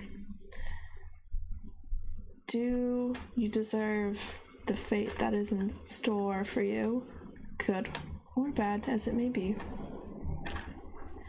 Or are you merely a pawn in another's game? That is what I seek to know. Aurora Wildheart. Well, if I don't know what this fate is, I don't know whether or not I'm worthy. I guess I'll figure that out over time. What can you do to help ensure that I live long enough to figure that out? And he smiles. He says, now that is an answer that I was looking for. For you... It's actually a question. I know. It was both an answer and a question. Cheater. Technically, I did answer 2 questions, which is the DM's bad, but I'll let it slide. So Playing favorites. I know. But that one over there, that one's Below you are. Aurora, to you, I will give a blessing of understanding the path before you. And with this blessing, Aurora, your wisdom score increases by 2, up to a maximum of 22. Oh shit. Whoa! Aurora nods and she says, well, I appreciate your information and your help, and hopefully I will prove myself worthy eventually. I hope so as well, for all of our sake. She just continues to look suspicious. He looks at Seripides and pulls her aside, and the rest of you can understand what their conversation is, and that's something that I will send her later. Makes sense. It's reasonable. Yeah, but she also gets a magical, sparkly bonus of some kind, as far as you know. Cool. And he says he leaves you with an answer to her question, which is that when you travel into the Winter Glen Woods, to beware the marks of Winter's Queen.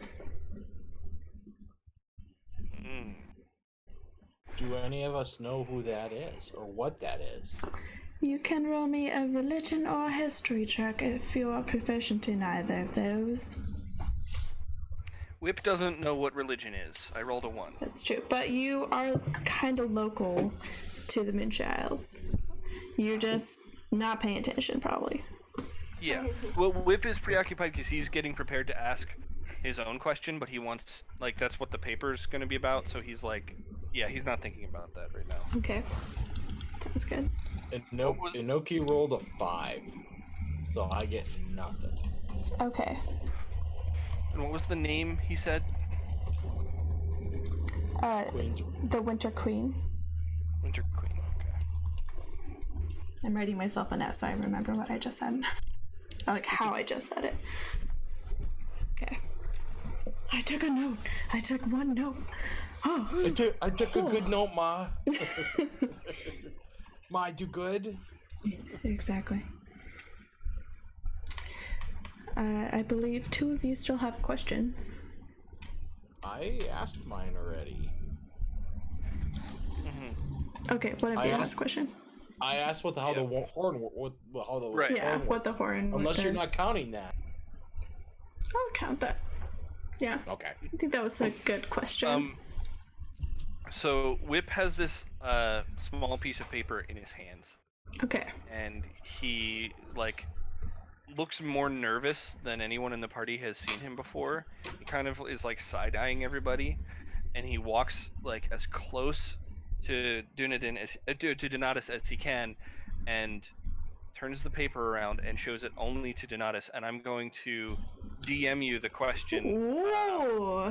Or I'm going to put it in the private chat channel for Whip. Okay. On our Discord server. I can see a.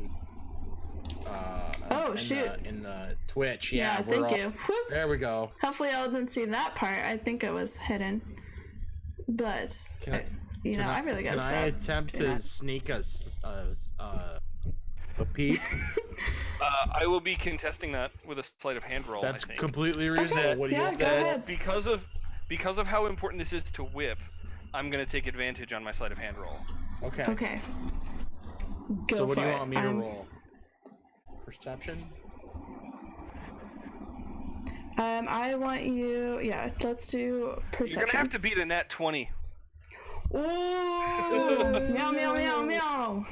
All right, now you called down the challenge. I'm gonna cook an inspiration. All right. So I get advantage. Yeah. The inspiration twins over here. Nope. Yeah. This is a secret Whip really wants to keep. Okay. I was just curious. DM vague question. Is that really the name you meant? Oh no. Okay. Thank you. I was like, Thank you. I got the that was Who There's is the other one. dog? Yeah. Oh God. There you go. And he will also pull you aside to answer you privately. And I will send you that. And, yeah, cool. Yeah. All right. He says, I believe that you all have the potential to change the outcomes that the Dagda have predicted and to change time itself, should you desire.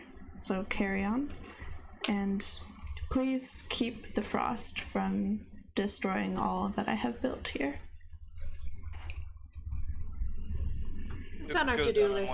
On one knee again, just sort of as a like send off salute type of thing.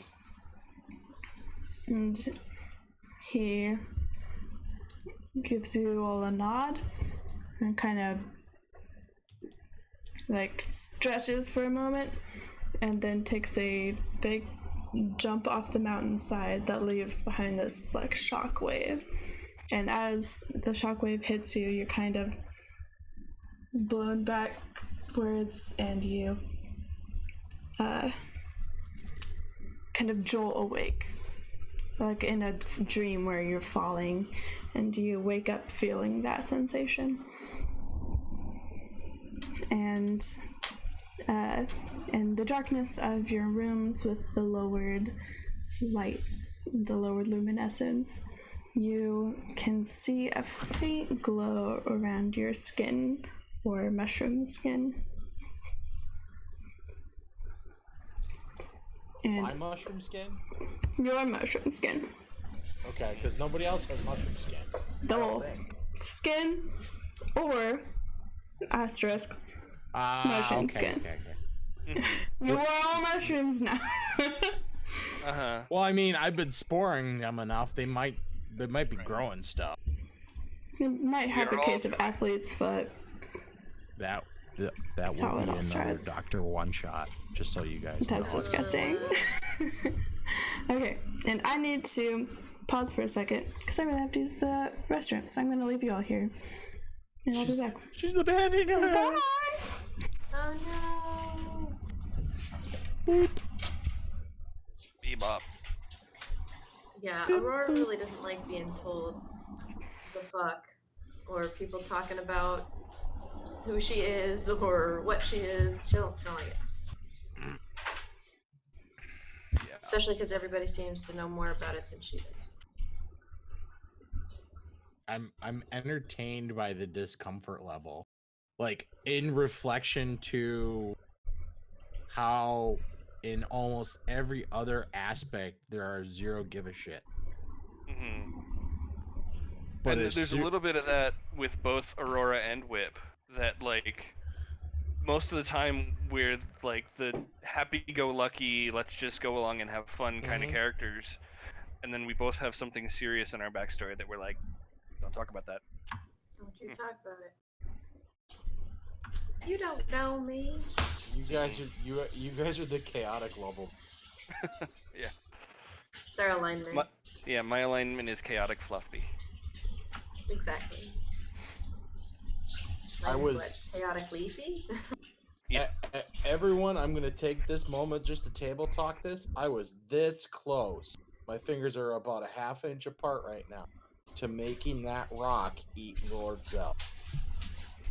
I thought about it. I mean, if Whip had Well, we'll talk about it on our actual on actual we table do a talk. table Yes. talk at the end. Well, wait. Now that Moss back, we got work to do.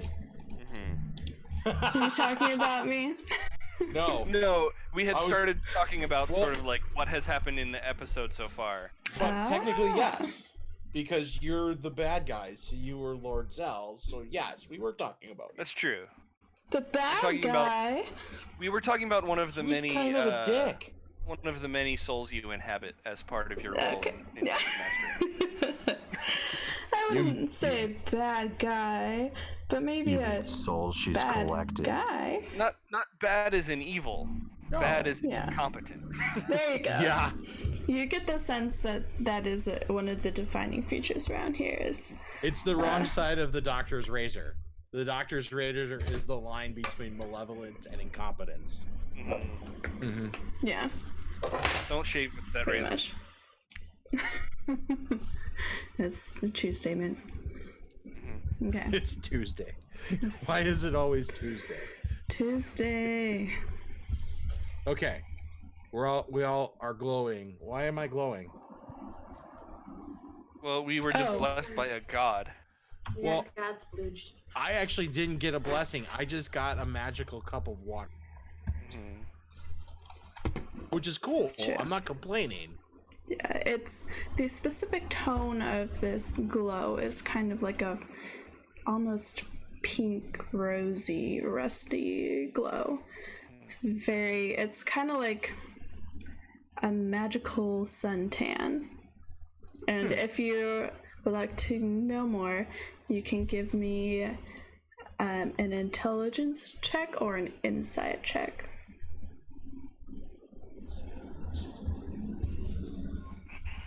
I'm going to use insight. I think I might need to retire this D20. That's a nat 20 on that insight check. Ooh, diggity ding! Y'all rolling so many nat 20s today. Yeah, and a lot of 5s and 2s. Let's be clear. There's like no in between. Yeah, I'm putting this particular D20 in timeout.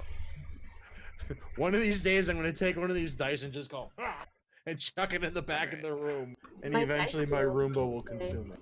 Marissa is going to punish that D20 for me. Nice. I got an 18 on an intelligence check. So while they're figuring something out about this glow, Whip has rolled over and gone back to sleep. Right, you're not worried about it, Whip. But for... I thought about it and then decided it wasn't important. For Aurora and Inoki, you think that this is just kind of a lingering side effect to exposure to a divine presence. And you are feeling warm. Not like hot to the touch or anything, but just warm. We're not cooking mushrooms here. We're just like... No. That is always a danger with you. It is true. Steamed mushrooms, sauteed mushrooms, roasted mushrooms.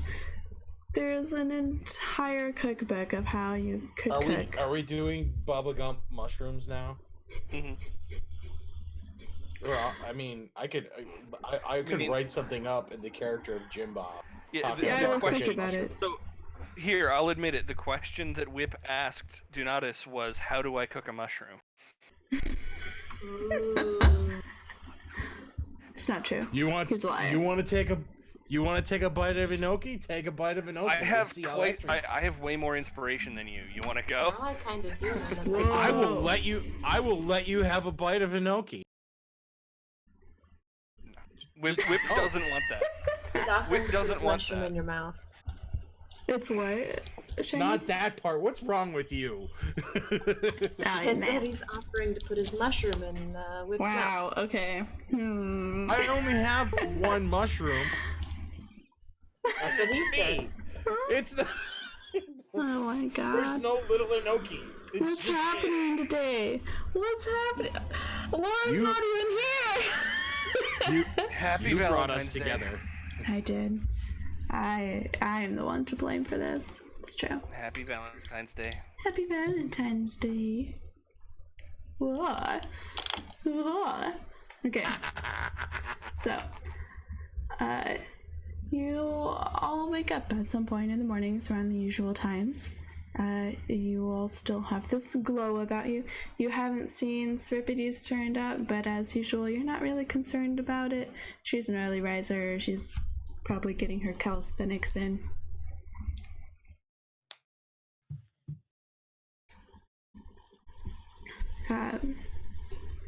You convene for breakfast in the Great Hall, and Seripides is kind of leaning on the table of the half-orc gamblers, and she has some cards held out in front of her face and a very serious expression. And the rest of you see that your table has not been taken. You have your breakfast, and she, if one of you were to approach her. Anybody? Whip probably would, yeah. You go see what's up. She says, I'm going to destroy them. I'll catch up with you later. Yeah, Whip just gives her a big thumbs up. And let's see. I think on his way out of the room, would it be, based on where this table is positioned in the room, would it be super conspicuous if he were to walk past at least one of the other players on his way out to be able to like see the cards in their hand? You could give me a stealth check. All right. That's an awesome roll for.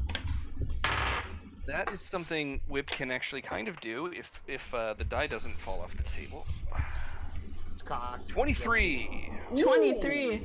Yeah, you look like an innocent baby bird walking past. So as soon as I see Whip do this, I kick on the rapport spores. Oh yeah, and like Whip was basically waiting for it, and as soon as that's there, he tells Alora everything he sees about, however many Seripides. Who's Alora? I mean, what? He would tell Alora too, but it's hilarious because he gets over there and all of a sudden you hear, and they're like, "What is that?" And they're distracted. That's why the stealth. That's why the stealth. So good. Yeah. Yeah, I'll allow it. I love that. That's great. Yeah, he shares that information, and that's and great. then just keeps walking. She's got some help with her gambling, and then he just heads out and is ready to get going for the next leg of the journey. Mm-hmm. Okay.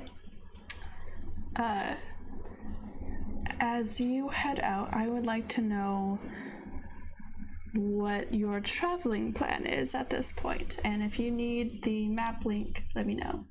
I can drop it again.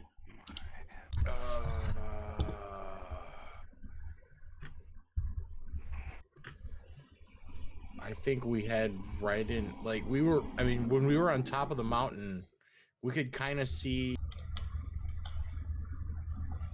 what was going on in the Winter Glen, correct? Like this weather that... You can kind of see it, and it seems less like weather or a storm, and it seems more like there is just a very snowy center of this woods, and it's pretty significant. It sounded like it should be smaller, based on what the locals were suggesting. So, Whip's suggestion to the group, which this will all be over rapport spores, so I'll sort of just talk it the way, like as the player here.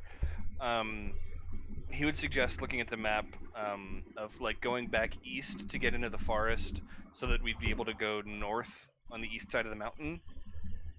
Because we basically want to go almost due north from where we are now if we're headed to Auralanders. Yeah.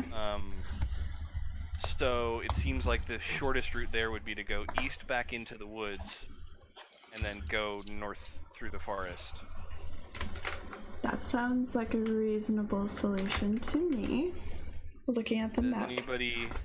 But then he would sort of open up the question to the group, like, does anybody have a problem with that plan or have a better suggestion?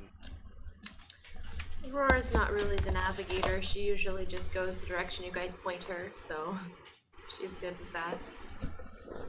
Inoki will kick back over rapport spores. Follow the pointy one.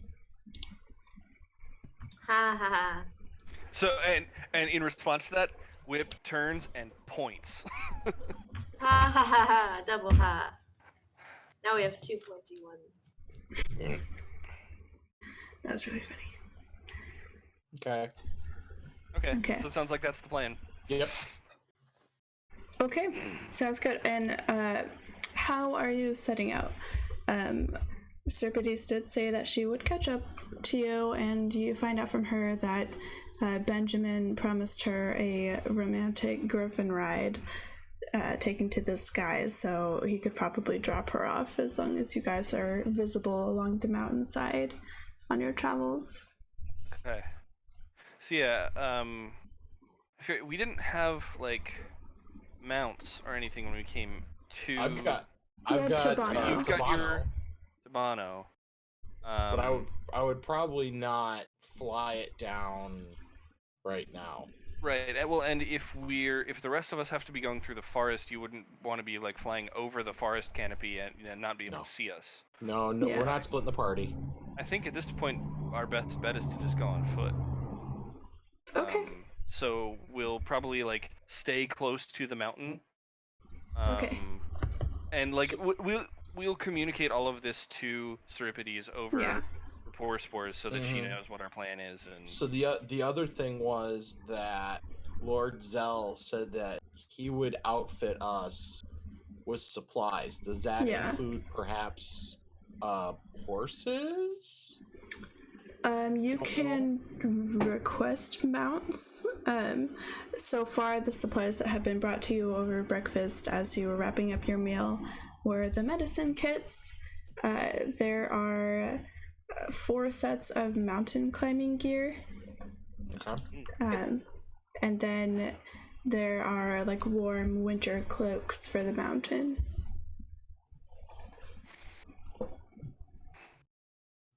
As well as like rations to restock you all on rations.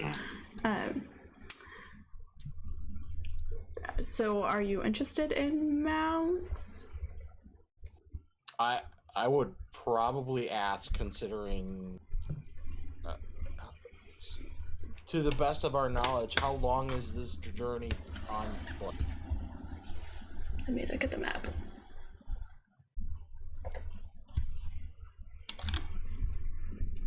So it looks as though it would be probably 2 days time at least if you were moving very quickly. If you were going at a more aware of your surroundings pace, maybe 3 days.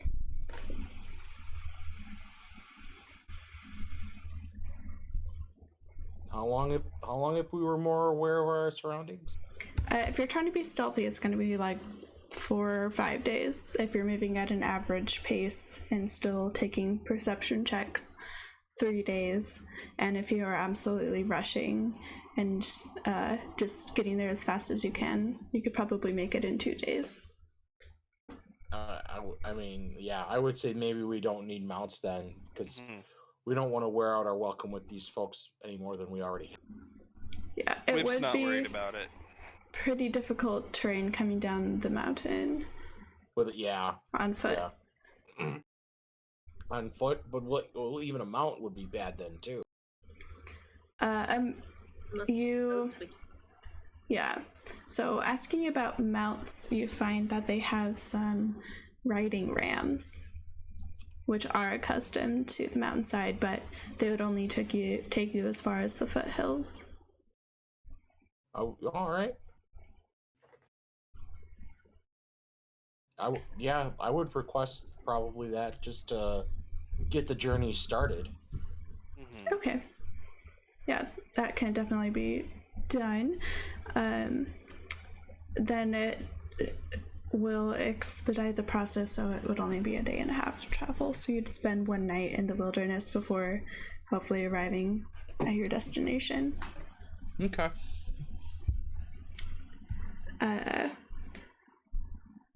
Is there anything else you'd like to requisition before you leave? I'd like my quarterstaff back. You remembered. Oh yes, Oh, yeah. We did. We give left up our weapons behind. We would want our stuff back. Mm-hmm. Please and thank you, Dungeon Master. So you go to leave, and exiting the main doors and with the portcullis raised, the guards procure your weapons. Everything is in the condition you left it in. I believe your staff was made out of plants and stuff, right? So my staff is mushroom bark, right? That hardens as soon, like basically it's I peel a chunk of bark off of myself and it so becomes gross. the staff. Oh yeah, it's disgusting for everything else, but Inoki doesn't care.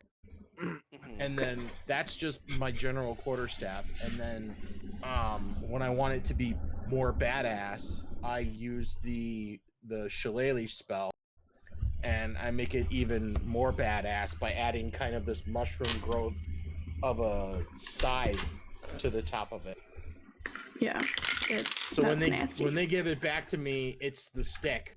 And just to show them I mean business as I'm leaving, I kick on the shillelagh, and it becomes the scythe. That's cool. That's pretty cool. I do like that.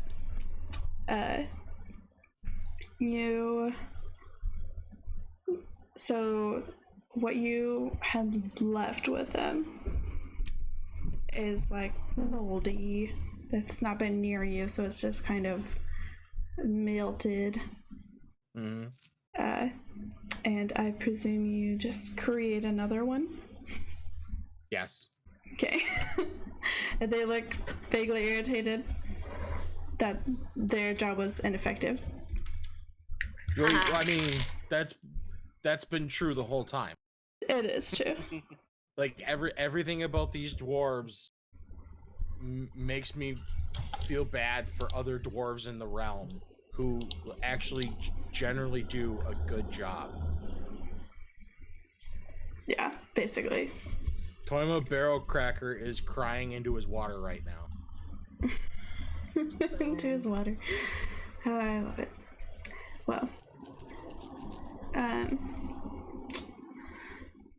let's see.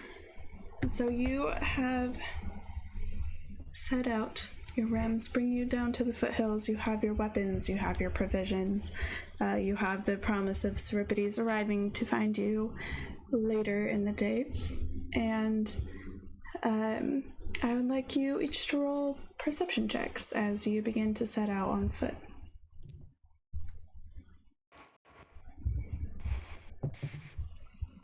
18. 15. 10. Okay, so Whip and Aurora, after you all have been walking for an hour, you look up into this steep set of rocks. It's kind of like a cliff face on one side. There's many shadows. The day today is bright. There are not a lot of snow clouds blocking your view of the sun, and it casts a deep shadow over the path where you are walking. And you look up and you see a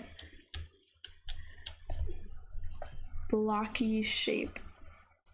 You see the silhouette of like a squarish head with a strong jawline and a jutting chin, and a little ponytail knot. And this bulky figure ducks back down behind the cliff. And that is where we'll end our session. I would like all of you to level up. Yay! And then we'll pick up as your leveled up characters for this encounter next game. Yep. As the thwomp attacks us. Boom, boom. Yeah.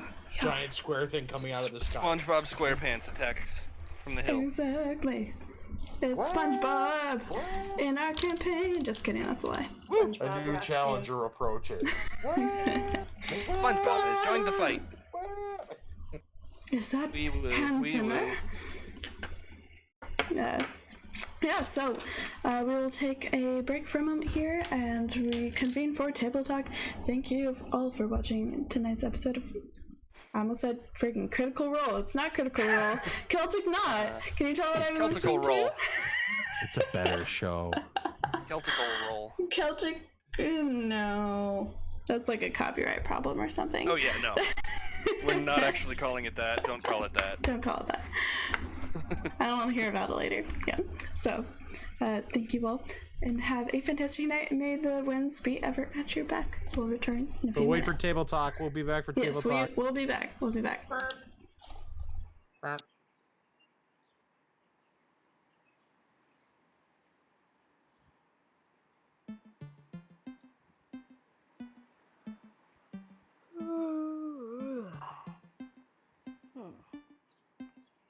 me see here. Glasses. You rascals. Where have you gone? Ah, right. I fell asleep reading. Whew, what a relief.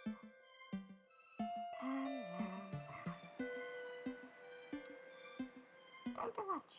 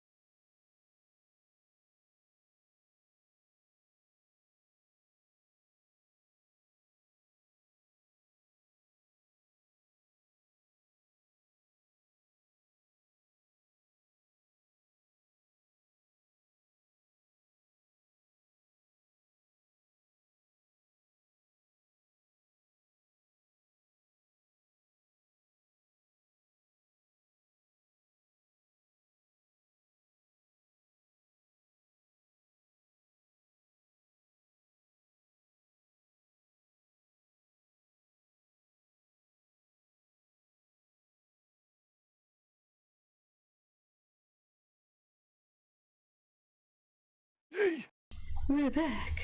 Hello. Welcome everybody to Celtic Not's Table Talk, where we talk about the table and our four This is a great table. different tables. This one is IKEA, actually. Mine's a desk. I made mine myself. Ooh. Yeah, I saw the picture you sent earlier. That's pretty cool. We all shared like little shelfies of our workspaces. Shelfies? That's what we call it in the book nerd community. Shelfies. Yeah.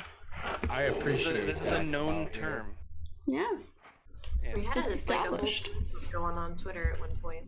Yeah. Ooh. I think I vaguely remember that. It's been a little while. But I love that, like, Put up my yeah, productivity Twitter just makes me smile. It's great. Nice. So today's game, everybody. What are we thinking? How are we feeling? It was fun. It was cool to have Greg playing the NPC for a bit. Yeah. You had to great. think Good about job what to back. call him for a second, didn't you? No, I was thinking about whether just like I was first thinking like it was cool to have someone else playing the NPC, but I was like, but it's Greg. I gotta call him Greg. Like, you know, Yeah. he's not. In a sense, he was kind of a guest this episode, but he's also not a guest because he was one of the original players, and he's coming back when his schedule makes it work. So, Yeah. you know, It's really good. that was what instigated that pause. Was all of that like, well, he's not a guest because he's part of the show, and I Yeah, should just but say his name. having him Yeah. back to guest, because it was kind of like a guest spot. He's been gone for a few months. But yeah, it was really good. I understand the sentiment. And I agree. It was really fun. Like, I don't know if you could tell, but I was just beaming watching all of you role play, and I can just like step back and just be like, Right. Oh, yeah.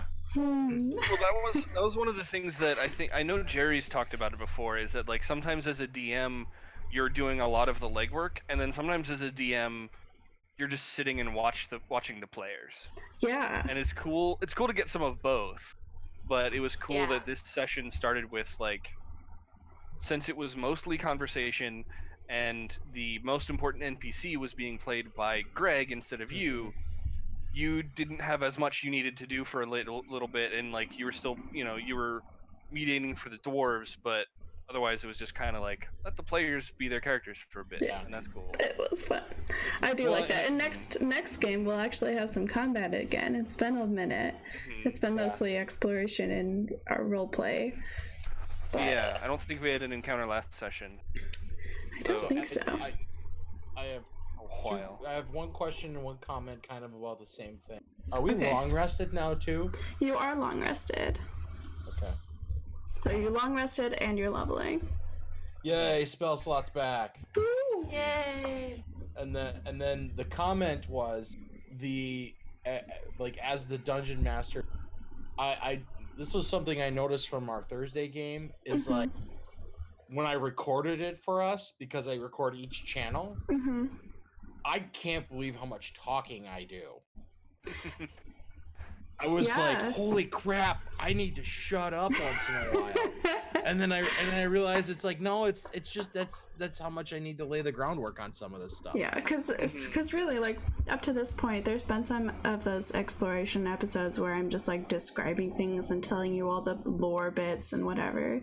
But really, my favorite games are when I don't do much talking or just, like, clarify what the setting is and stuff like that. Like, I like seeing you guys get to be your characters. And next game, I'm really excited to see Aurora's Spotlight.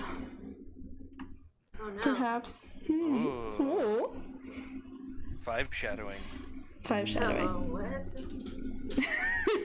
Yeah, and as far as that, Shiny, we'll talk about when we're doing the next game and stuff afterwards. Yeah. No problem. You two boys. You smelly boys. Boys? Actually, I'm the really only smelling one. Dude, I'm probably a smelly one too. It's so hot. Like, it's been mostly cloudy today, except for when the sun decided to blind me earlier. But it's so hot.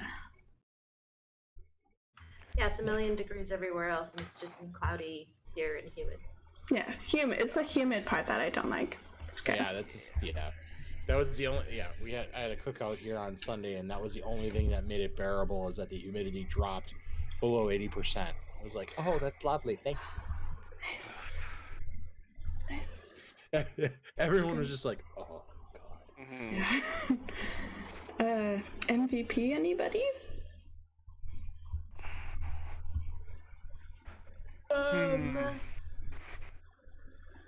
Egg? Yeah, I was thinking the rock egg. They didn't really get to Yeah, make just an appearance, the way Greg played that at the end That of his was time great. was really good. I loved that. See, I just gave him bullet points on what the rock knew, like the things that it knew. And he like delivered those amazingly, but like all the rest of it was all his. That's all his idea, and I just loved that. Yeah, it was really good. I think the only other candidate I might give for MVP is the water horn. Oh yeah, the cool water horn. Just because, like, sticking with the C team inanimate object rule for MVPs, those are the two. Yeah.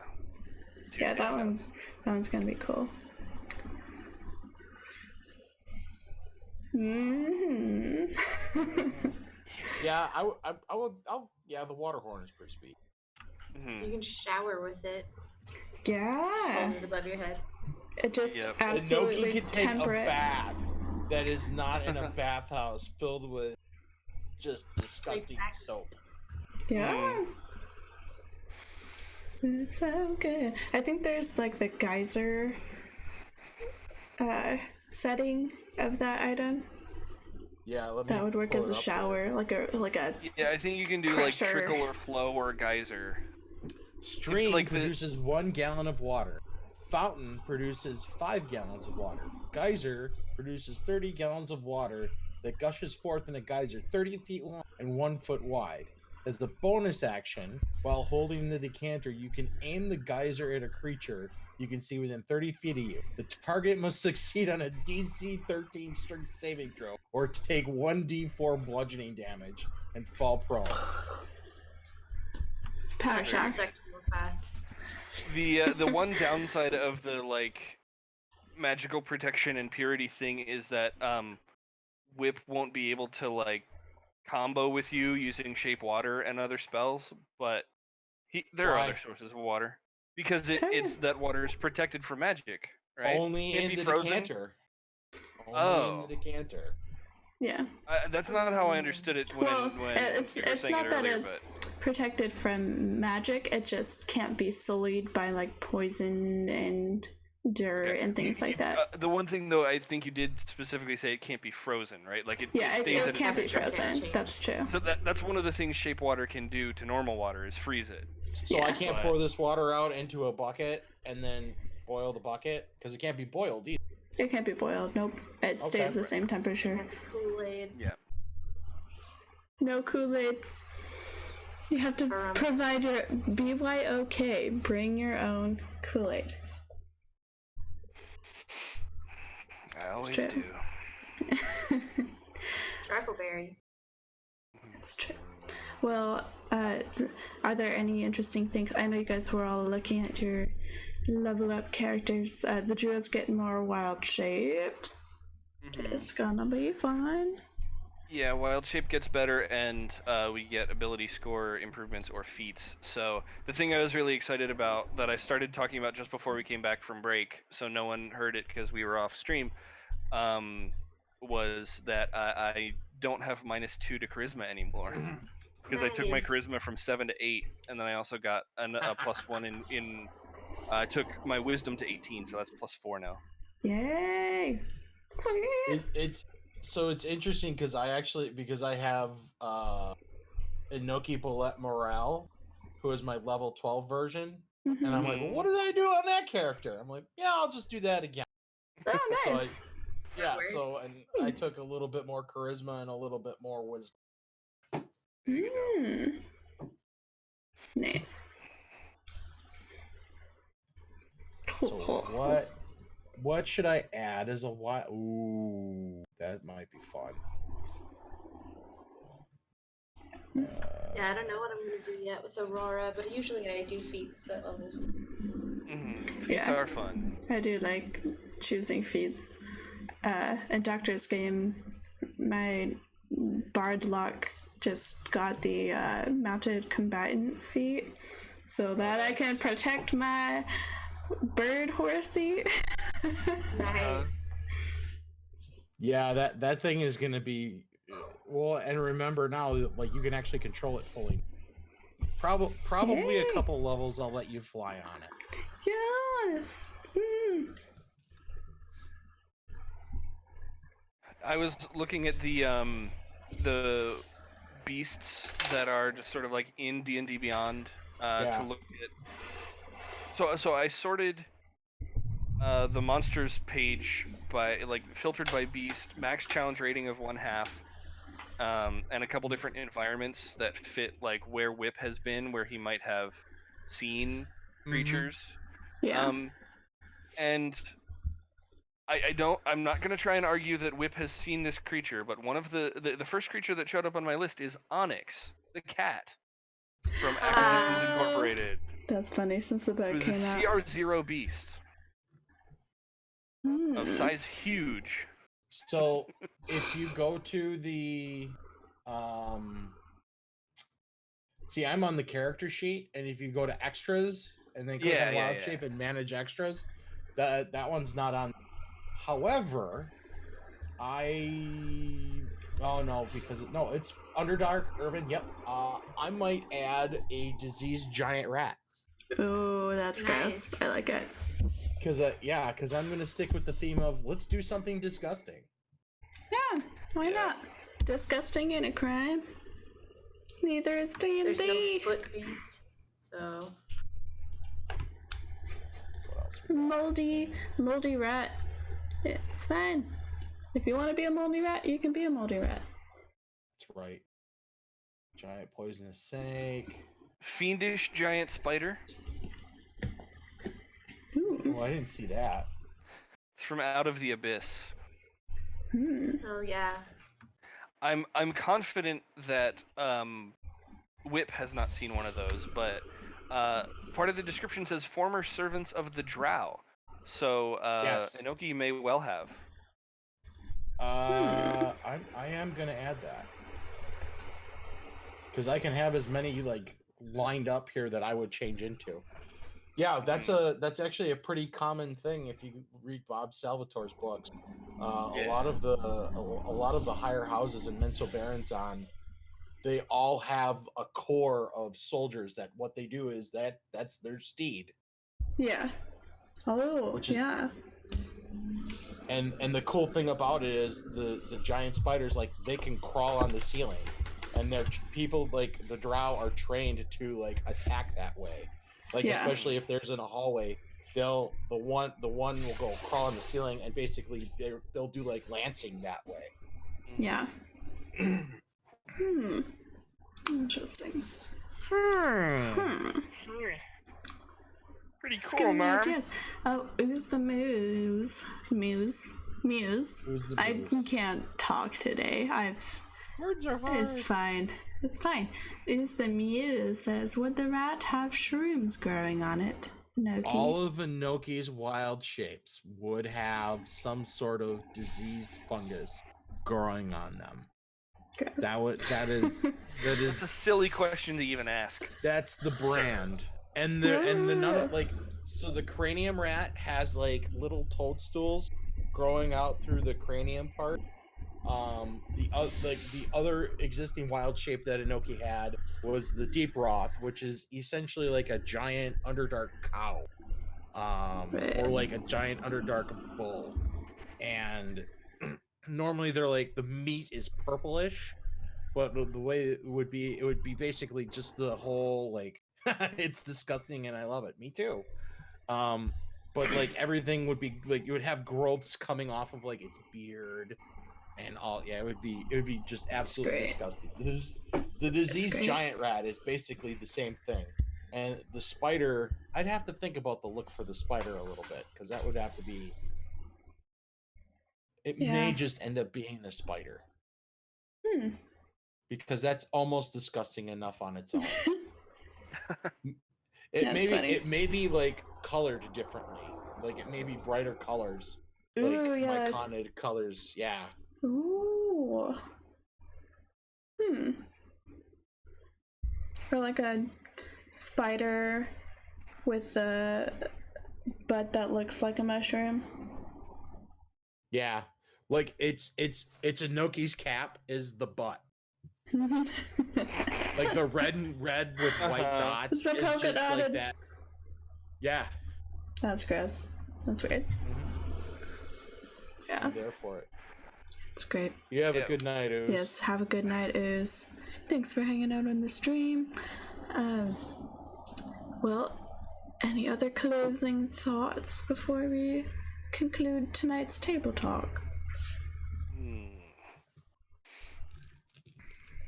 I just want to reiterate, I know I've said this before, but it's really fun to try to figure out how to communicate as a character that can't just authentically speak. Yeah, that took up a big portion of tonight. Yeah. And like when I did the first time I played a Kenku, it was in a one shot, so I just like kept a phrase list for the entire session, and I would do callbacks to all of those.